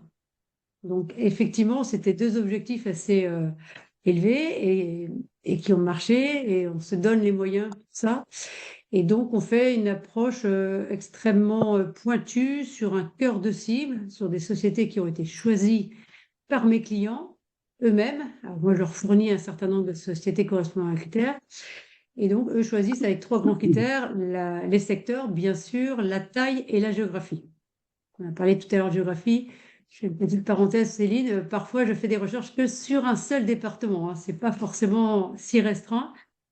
J'en ai eu un dernièrement, vous voyez, sur 14 sociétés approchées, on a eu 7 retours et il a racheté, c'était Rennes-Saint-Malo. Il a racheté à Saint-Malo en moins de 9 mois. Donc, oui, c'est tout à fait. Donc, en fait, je pense que l'intérêt d'avoir un conseil en amont pour le sourcing, c'est de gagner du temps. Même si vous avez l'impression d'avoir du temps parce que vous avez 2 ans de chômage ou d'acédique. En fait, il y a un dicton qui dit tout succès d'une opération réside dans sa préparation. Et c'est un peu tout ce temps que l'on va passer à affiner les cœurs de cible qui vont faire qu'on va mettre en relation un dirigeant qui n'était pas du tout en démarche de cession et qu'on a approché en expliquant les motivations de mon client. Donc, ça, c'est quand même important, la motivation. Alors, moi, je la teste dans une étape 1, sur 3 étapes, avec un test qui s'appelle EgoScan et qui permet de tester la dimension entrepreneuriale. Parce que j'accompagne différents profils de soi. Alors, de plus en plus des jeunes, je fais une petite parenthèse, suite au Covid, il y a quand même beaucoup de jeunes qui ont choisi de partir en province, d'une qualité de vie, etc. J'ai beaucoup de jeunes entre 28 et 30, 40 ans. Et donc, c'est vraiment un choix délibéré de quitter des grands groupes, des cabinets de conseil, une sécurité de salaire. Donc, tendance à dire c'est un état d'esprit, voilà, de prendre le risque, d'aimer cette curiosité dont parlait Emmanuel. Hein. Et je pense que dans le test, on aborde tous ces sujets. Est-ce que la personne est plutôt quelqu'un de leader, en meneur d'hommes, quelqu'un de manager en organisation, plutôt quelqu'un de visionnaire en type de management et plutôt sur des projets de croissance externe. Et tout ça, c'est abordé dès le début pour affiner les critères le plus précis possible pour aller juste ensuite à un cœur de cible. Donc ça, c'est les spécificités. Pareil, je vous donne un exemple tout concret. Sur l'étape 1, il y a un élément qui était testé sur le goût de l'esthétique. J'avais une femme qui était venue me voir, qui était notaire, qui voulait absolument arrêter cette fonction et qui ne savait pas du tout dans quel domaine aller. Et en faisant son test, elle avait un goût de l'esthétisme très, très fort. C'était sa note la plus élevée. Et en parlant et en la coachant pendant cette restitution, moi j'avais une fille qui allait se marier, donc j'ai parlé du produit en esthétique, on parlait de robe de mariée. Et bien, vous voyez, suite à cela, ça lui a donné des idées. Elle a repris une maison de stylisme de robe de mariée. Donc, voilà, c'est pour ça que plus on passe du temps au départ à travailler sur son projet, à affiner ses critères, plus on gagne du temps dans la recherche. Alors, en fait, et le sur-mesure, moi j'aborde les sociétés, on fait par groupe de 30 sociétés. En 15 jours, j'ai approché tous les dirigeants. Et j'ai un taux de retour de 10-20% minimum. C'est-à-dire au moins 3 à 6 dirigeants qui n'étaient pas à vendre, mais qui sont OK pour rencontrer mon client. Et ça, c'est dû à tout ce travail de préparation avant sur les motivations. On revient sur la motivation, sur... Alors, il y en a certains, c'est vraiment important au niveau d'une dimension humaine. Ça, je pense que c'est ce qui revient très souvent, parce que l'état d'esprit est différent d'un grand groupe. Il y a plus de... vous savez, de termes comme corporate, comité de direction, etc., de process ou autre. On est vraiment dans la relation humaine forte, le fait de connaître ses salariés, de se saluer, de travailler en équipe. Et comme là, vous avez fait, Emmanuel, et, je ne sais pas si François, vous avez des associés qui sont des anciens salariés. C'est vrai qu'on le pratique assez souvent parce que ça, pour la pérennité de la société, le dirigeant est toujours content de valoriser un ou deux de ses collaborateurs avec qui il a fait progresser la société et à qui on permet de rentrer au capital. Et pour mon client, c'est souvent aussi un gros atout de continuer dans l'histoire avec des personnes qui ont connu la société avant et travailler en équipe. Donc, sur les motivations, je pense que c'est le plus tôt possible qu'il faut discerner. Effectivement, je parlais tout à l'heure de la géographie. C'est pas la peine d'aller chercher une société aussi belle soit-elle dans une région où vous n'irez pas. Donc, réduire le spectre le plus près possible de votre besoin à vous, repreneur individuel. Idem en taille en fonction de votre apport. Si en fonction du test, on voit que vous êtes très très indépendant, vous souhaitez être libre et donc de ne pas subir une intégration hiérarchique et ne pas travailler avec un fonds majoritaire. Et en fonction de votre apport, on va trouver des tailles de sociétés différentes. Donc tout ça, ça affine la recherche. Après, certains changent complètement de secteur d'activité parce qu'on peut avoir un savoir-faire, un transfert dans un autre secteur. Moi, j'ai des gens qui ont complètement changé de secteur, mais on arrive à convaincre par la motivation un dirigeant qu'il est tout à fait légitime. Et sur l'âge, je fais une petite allusion sur l'âge du dirigeant, là, tout à l'heure, Céline.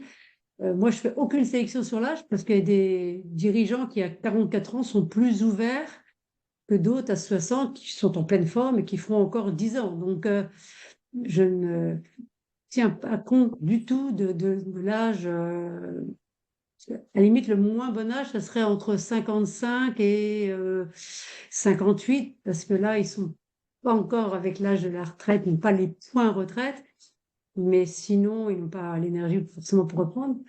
Mais à 60 ans, il y en a qui peuvent encore continuer 5 ans, 10 ans. Donc, c'est plus l'entreprise, le projet. Le projet qui importe, en fait, de mettre en avant. Je sais pas si ça vous parle. J'ai un certain nombre on parlait de centrales tout à l'heure, j'ai accompagné des jeunes centraliens, vous voyez, de 30 ans, et ils étaient encore en poste. Et donc là aussi, pour gagner du temps, c'est ça beaucoup, affiner leur recherche le soir, le week-end et tout. Et ils approchaient les sociétés. Très souvent, le dirigeant industriel, le samedi matin. Donc là, forcément, ça crée des liens. Il est tout seul, il fait visiter son entreprise. Là, 3 centraliens ensemble, vous voyez, je pensais qu'ils auraient ils se superposeraient en compétences, et en fait, ils étaient très, très complémentaires. Et ils ont racheté 100%, et le dirigeant a remis 20% pour participer pour des raisons fiscales. Ils sont toujours ensemble, et là, ils ont un projet de croissance externe. Vous voyez, c'est vraiment l'humain est au premier plan dans le monde de la PME. Ça, c'était pourtant dans les motivations, je pense que c'est d'ailleurs, j'ai vu une enquête derrière moi, c'est pas le prix qui est le plus déterminant, c'est vraiment la valeur humaine. Alors, le prix intervient, hein, mais c'est pas la motivation première.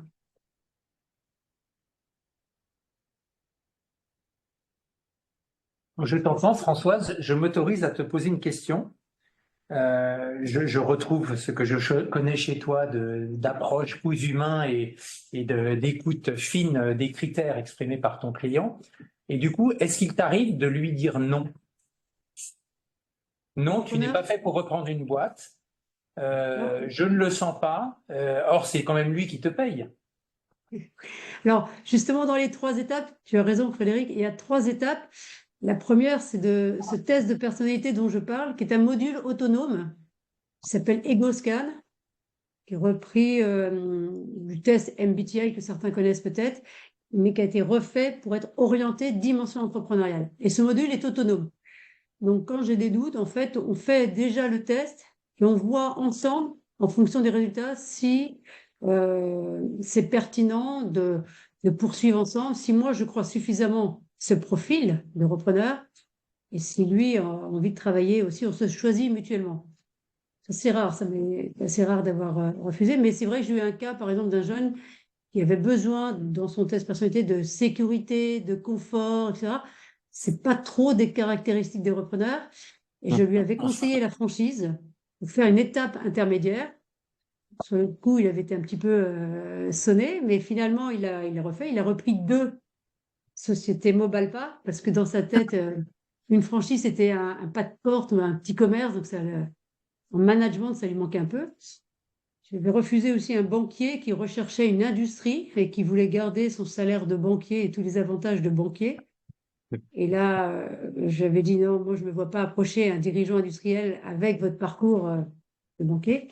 Je lui avais conseillé de se rapprocher d'un ingénieur pour faire un binôme, justement, parce que les binômes sont souvent très complémentaires. Ce qu'il a fait, d'ailleurs, mais ils ont voulu le chercher tout seul et je crois qu'ils ne sont pas arrivés jusqu'au bout. Alors après, quand on parlait du compteur, moi, je pense que c'est important aussi de parler du timing. Parce que même si on a 2 ans devant soi, ça passe très vite. Et moi, je vois des gens venir me voir et ils me disent, voilà, j'ai plus que 6 mois d'acédique et on sent le stress monter. Donc, quand c'est un projet de vie qui est déjà bien déterminé, hein, de quitter la sécurité, hein, j'ai tendance à dire, bah, prenez un conseil dès le début pour pouvoir démarrer le plus tôt possible, sous moins d'1 an. Et à la limite, au moment de reprendre, vous pouvez continuer à toucher les acédiques pendant que vous rémunérez le dirigeant en période de transition. Parce que je reviens aussi sur ce qui a été dit sur un projet familial. Et on l'a vu au moment du Covid, hein, des choix de vie, de partir en province et autres. Ça aussi, ça fait partie de la réflexion en étape 1. Est-ce que le conjoint est bien d'accord avec ce projet de vie? Parce que c'est quand même un projet de famille, au moins du couple. Et après, le couple est bien d'accord aussi pour les enfants, pour les scolarités des enfants, etc. Donc, je me souviens d'une fois où j'avais un client, il y a pas mal d'années, parisien, qui cherchait partout en France. Et finalement, je lui ai trouvé une très belle société à Belfort qui correspondait à tous les critères, le rendez-vous était pris. Et à ce moment-là, il était dans son château en Charente et il me dit, François, non, on va annuler le rendez-vous, est-ce que vous pouvez prévenir le dirigeant? Mais après, on a reparlé avec mon client et en fait, entre ces vignobles dans son château de Charente et Paris, c'était là qu'il fallait trouver, non pas aller à Belfort, où sa femme n'imaginait pas une seconde, bien sûr, déménager. Vous voyez tous ces critères au départ, géographie très précise, et plus elle est précise, plus on va aller au cœur de la recherche. Hein. Donc, géographie est assez éliminatoire et c'est bien parce que vous allez aller assez vite au cœur de cible. La taille, bien sûr, en fonction de l'apport, hein, si la personne souhaite être majoritaire. Et puis les secteurs, donc là qui peuvent être assez larges, hein, quand je suis sur un client qui cherche sur un seul département pour des raisons géographiques. Là, j'avais un Rennais dernièrement qui a repris l'année dernière, entre Rennes et Saint-Malo, qui a repris un Saint-Malo. Et donc là, on est sur des secteurs plus larges parce que la zone géographique est réduite. Et on tient sur moins d'1 an puisqu'on mène en parallèle les projets finalement. On sent à travers ta prise de parole beaucoup de cas concrets qui t'ont fait tirer ces quelques enseignements. Ben, je pense que pour les repreneurs, c'est les histoires de d'autres repreneurs qui les intéressent le plus par rapport à une méthodologie qui maintenant a fait ses preuves, mais c'est vrai que j'aime bien illustrer par des cas concrets parce que c'est toujours des histoires de rencontres. Super. Dans ce cas-là, on va passer la parole à une question au fond de la salle. Bonsoir. Moi, par rapport à des faits en fait concrets, est-ce que vous avez eu un cas de reprise, mais à la barre du tribunal? C'est une autre forme de reprise. Je voulais savoir si vous aviez déjà eu ce cas. Alors, tu as entendu la question, Françoise? Oui, j'ai déjà repris à la barre du tribunal. A priori, moi, sur le cadre de recherche, je ne suis que sur des sociétés in bonis. Alors après, exceptionnellement, quand j'ai certains clients, parce que c'est une reprise différente, à la barre du tribunal, c'est souvent des problèmes de gestion et c'est plutôt des approches, enfin en tendance, hein, parce que c'est pas systématique, mais des problèmes de gestion avec plutôt des approches financières. Et là, moi, je suis plutôt accompagnée des profils qui ont choisi des secteurs d'activité et qui sont plutôt passionnés par le secteur. Donc, je suis uniquement sur des sociétés de bonus. Et j'ai eu un cas, parce qu'il y a toujours les cas particuliers, d'un binôme qui, dans leur sélection, avait quand même une société qui était en redressement, mais c'était une belle marque. Et ils aimaient vraiment cette marque, ils avaient déjà eu cette expérience de redressement, donc ils m'avaient demandé, malgré tout, de l'approcher. Et effectivement, c'est celle qu'ils ont repris. Et je vais compléter ta réponse. C'est une démarche quand même... au niveau repreneur individuel, c'est quand même assez risqué vis-à-vis des banques, hein, quand même. Pour une première reprise, c'est compliqué. Moi, je vais compléter, Françoise, je m'autorise à compléter ta réponse pour dire que dans notre univers de repreneurs, de groupes repreneurs, d'associations de repreneurs des grandes écoles, le cas de la reprise à la barre, c'est un cas très particulier, très technique, qui a ses mœurs et qui n'est pas celui que nous rencontrons le plus souvent. Ça nécessite d'avoir des conseils vraiment avisés et aguerris dans tout cet univers-là. Et ça n'est pas ce que nous pratiquons. De facto, notre marché à nous est ailleurs. Je vous propose que... Pardon, je Pour vous des propose que repreneurs nous- individuels, c'est vrai que c'est déjà tellement de changements. Je pense qu'il faut déjà rester avec des sociétés in bonis, oui. Ouais, c'est quand même ce sur quoi on se concentre. Je vous propose que nous passions la parole à notre dernier témoin de la soirée, Mathieu Langeard. Mathieu, tu es accompagnateur d'entrepreneurs au sens très très large, et je crois que c'est à toi qui te revient à la fois de nous donner ton écho sur le sujet du jour et éventuellement plus sur si affinité, si tu veux revenir sur ce que tu as entendu aujourd'hui. Merci Frédéric, merci pour ton invitation. Françoise, tu disais que l'humain fait l'essentiel de la réussite d'une opération, donc ça me fait une bonne transition. Moi, je m'appelle donc Mathieu Langeard, je suis coach de dirigeants de start-up et de PME de croissance depuis une quinzaine d'années, et je suis analyste de la dimension humaine des projets pour des fonds de capital investissement. C'est comme ça que j'ai fait la connaissance de Frédéric. Je suis aussi créateur d'une école de coach d'entrepreneurs et responsable d'une collection de livres chez Albin Michel de Book qui s'appelle Happiness at Work en psychologie de la santé et de la réussite professionnelle.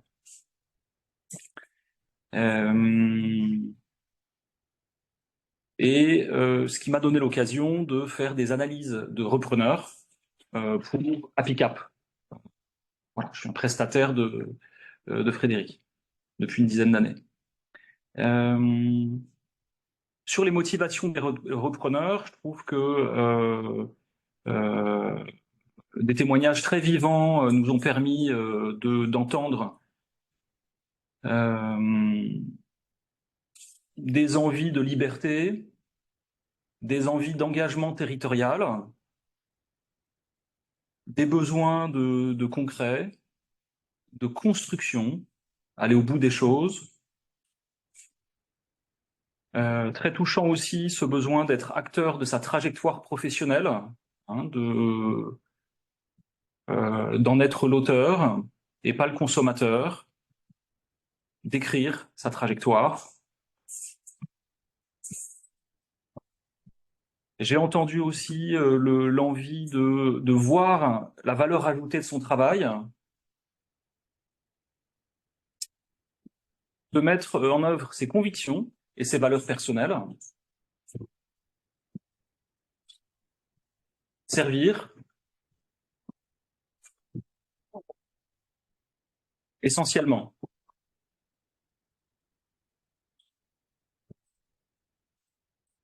Alors effectivement, il me semble que ça couvre l'essentiel, moi je trouve, hein, des motivations du repreneur ou de la repreneuse d'entreprise. En premier lieu, probablement la réalisation de soi en action. Je crois que l'entrepreneuriat, c'est l'école de la vie, c'est passionnant, c'est un formidable stimulateur de la croissance personnelle, et l'entrepreneur est confronté à ses forces et à ses fragilités, hein, obligé d'assumer ses forces et de valoriser la complémentarité d'équipe pour pallier à ses fragilités. Formidable école de la vie qui pousse à la croissance. Une deuxième motivation centrale, il me semble, c'est la liberté. Retrouver de la simplicité humaine et opérationnelle. Hein, donc c'est l'école buissonnière de l'économie. Et puis retrouver un travail à l'échelle humaine, avec une prise sur l'ensemble des processus, hein, du sourcing des achats à la livraison client. Et je crois, à cet endroit-là, retrouver du sens, retrouver le sens du capitalisme.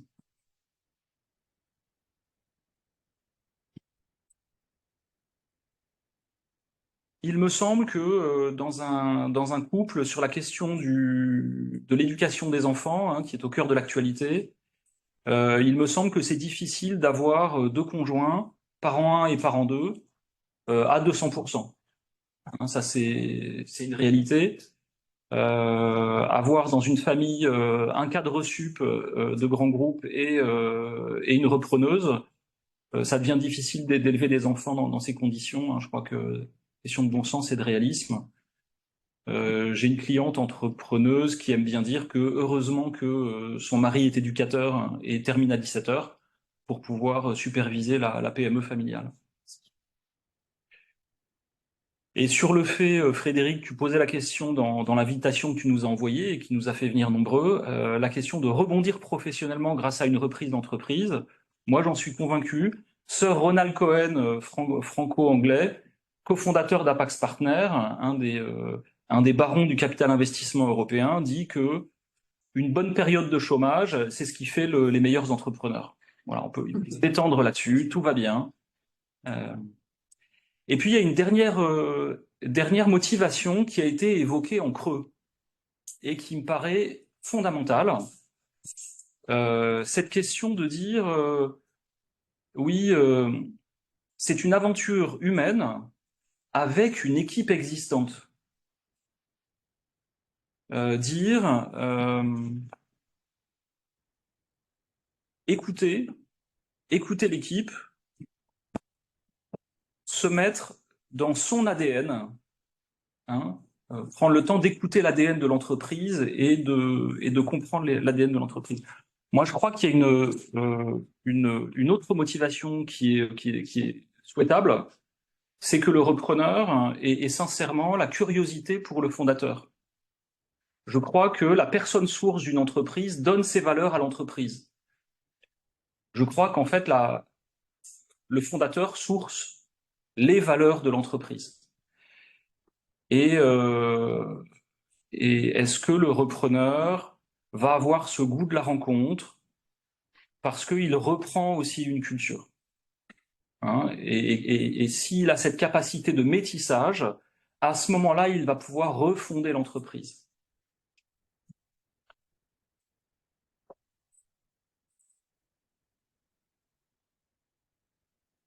Voilà quoi.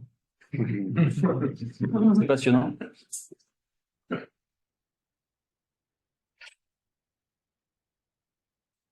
Est-ce que tu ferais un passage par l'ego? Moi, quand j'interroge mon fils de 30 ans, il me dit, mais papa, on le sait bien, c'est tout ce qui fait avancer les gens, c'est l'ego. Moi, je le vois peu, hein, dans mon quotidien. Ouais. On constate souvent que la reprise, c'est des intellectuels qui achètent à des autodidactes. Est-ce que vous avez une expérience de la rencontre de ces deux mondes qui, au démarrage, est assez compliquée, puisque, comme on dit, ils se comprennent pas puisqu'ils se sont jamais croisés. Alors toi, t'es dans ce cas-là. Bon, visiblement, comme entreprise technique, il y a peut-être moins d'autodidactes, mais je crois que effectivement, le fondateur est, de par sa fonction, est autodidacte. Il y a un endroit où le fondateur est autodidacte, même quand il a fait une grande école. Parce que la création d'entreprise va chercher des ressources inédites et des protocoles inédits. Sur la question de l'ego, moi je crois que l'ego c'est la colonne vertébrale de la personnalité. Il ne faut pas que ce soit le cœur, qui doit rester un muscle souple et creux. Un ego en bonne santé, on le voit pas trop en fait. Hein. On voit du dynamisme, on voit de la force, on voit de la détermination, de l'enthousiasme, comme à partir des 4 témoignages qu'on a eus.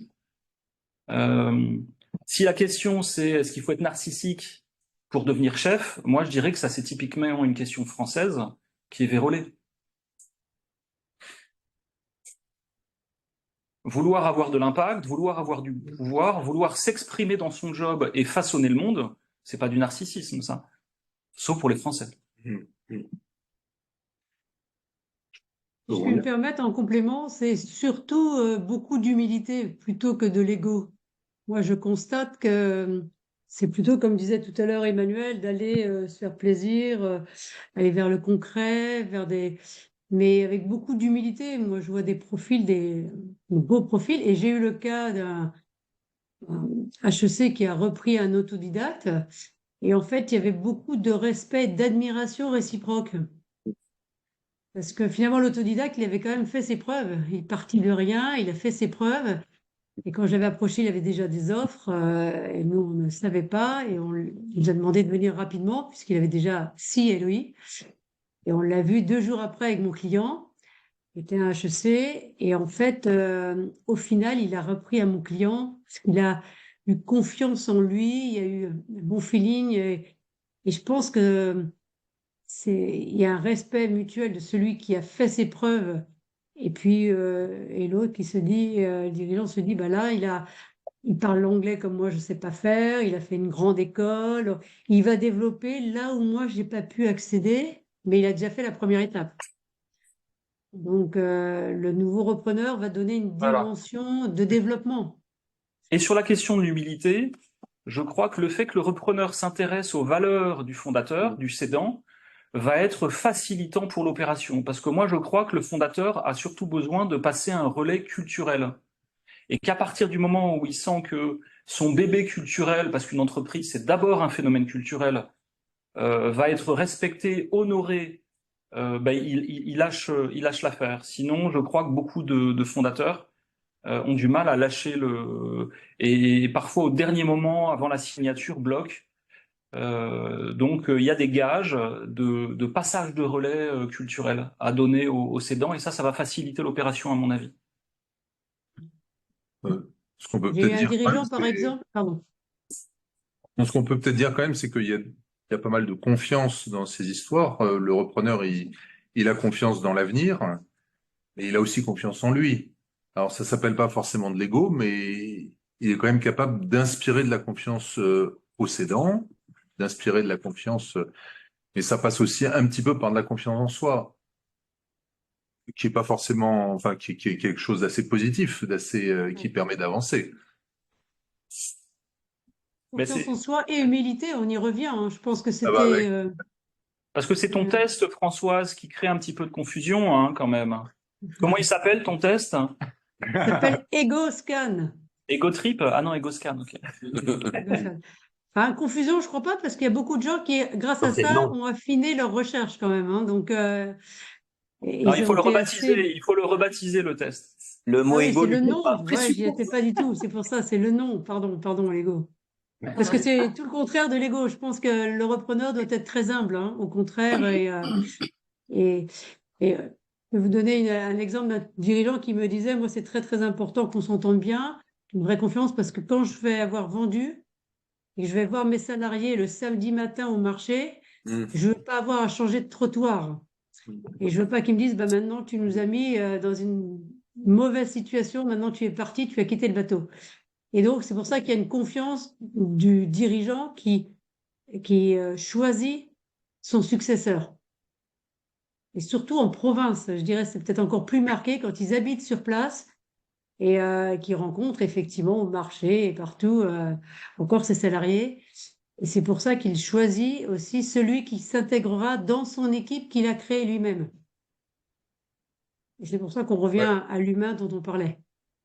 Donc, pour rebondir sur le thème de l'ego, je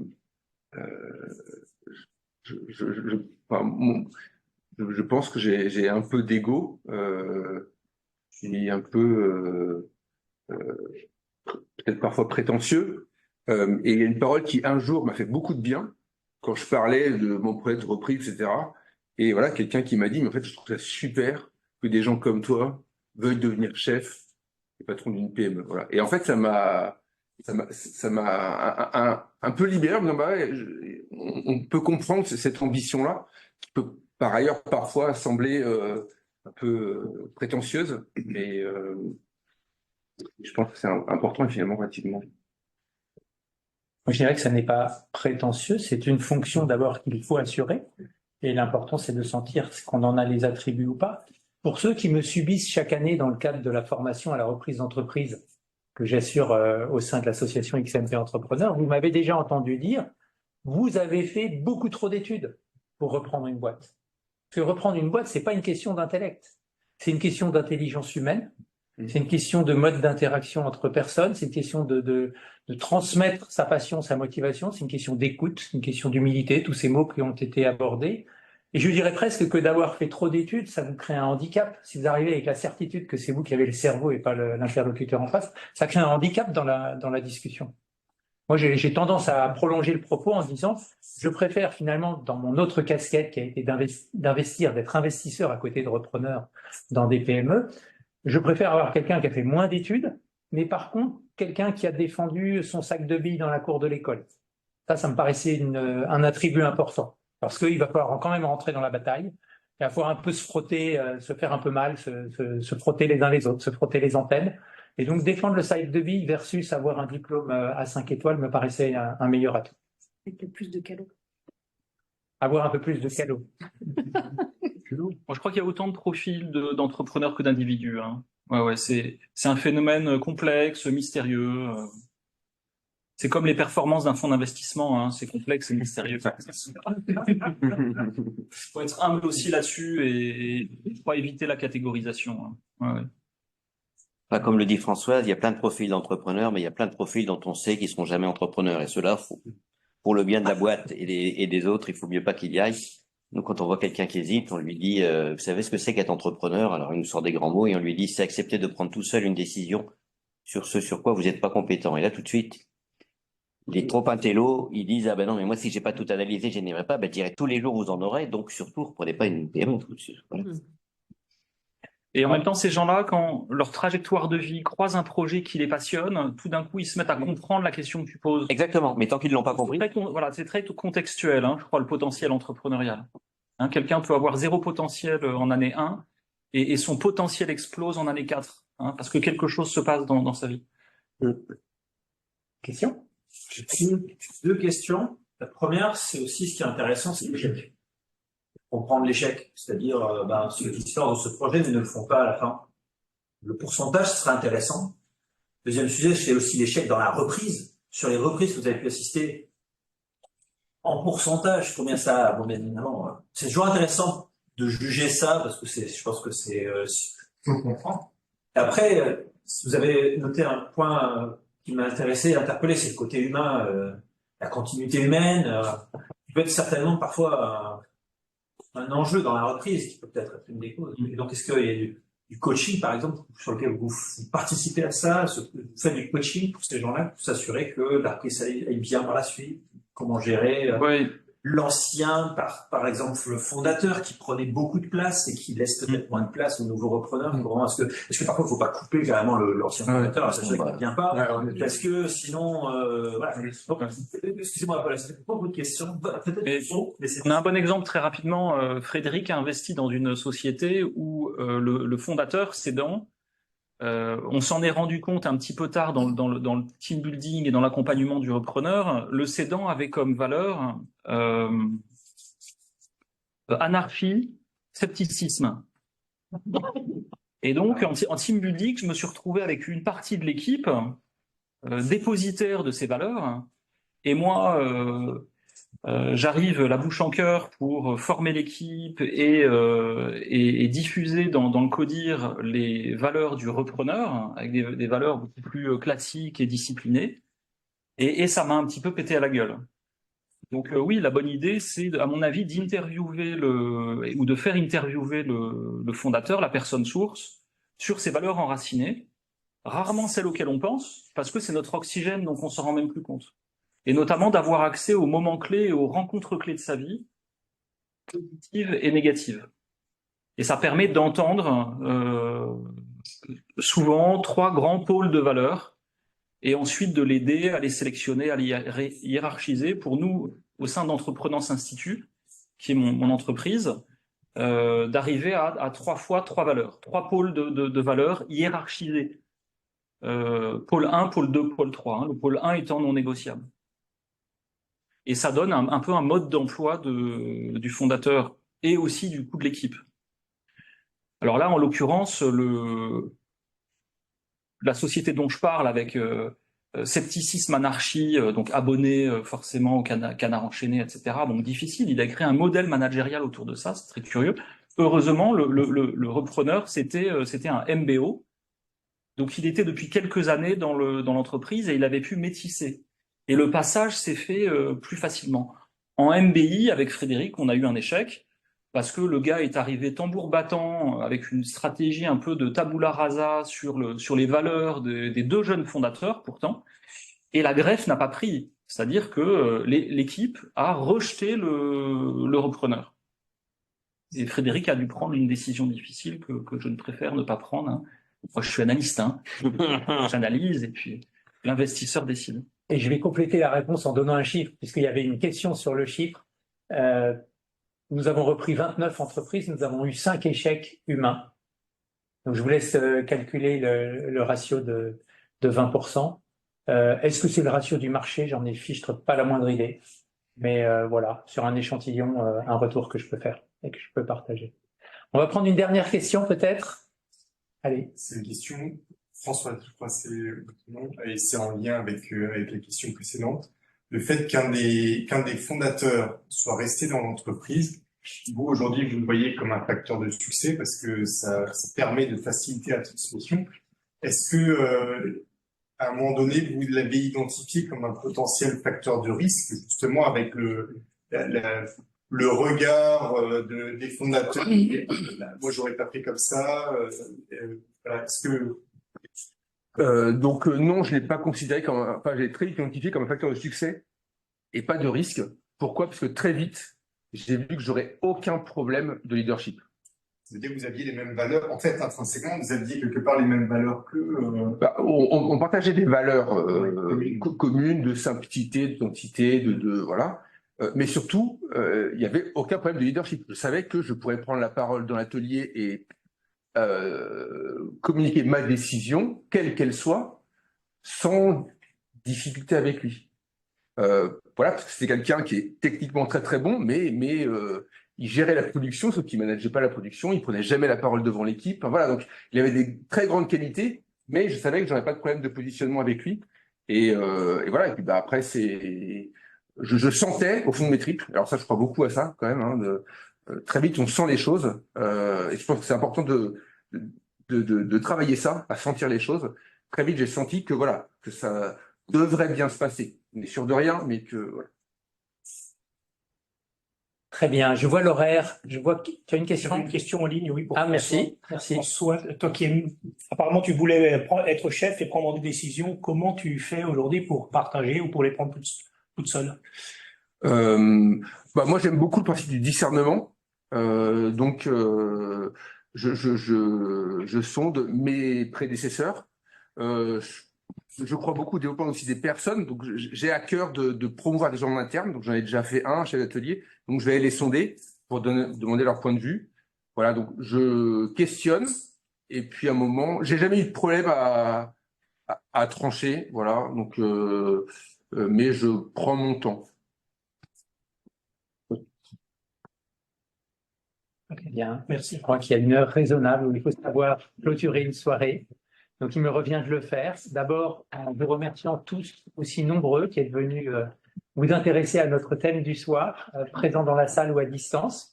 Je voudrais aussi et surtout remercier nos trois catégories de 2 intervenants, donc nos 6 intervenants de la soirée. Un grand merci à elles et à eux d'avoir pris la parole et de nous avoir éclairés sur ce thème passionnant des voyages au sein des motivations du repreneur. Je vous invite tous, si vous êtes intéressés par ce genre de soirée, à vous abonner à la page ou au groupe LinkedIn G2E, Grandes Écoles Entrepreneurs. Pourquoi? Parce que c'est là que toutes les grandes écoles qui organisent ce genre de soirée publient leurs événements et que vous trouvez les modalités pour vous y inscrire. Et vous pouvez comme ça passer très élégamment votre temps et beaucoup de soirées tout au long de l'année et progresser sur le chemin de la reprise ou de la création d'entreprise. Et bonne soirée à tous. Nous allons trinquer avec tous ceux qui nous quittent maintenant, mais d'ores et déjà un grand merci. Bonne soirée à tous. Merci. Bon dîner et à votre santé.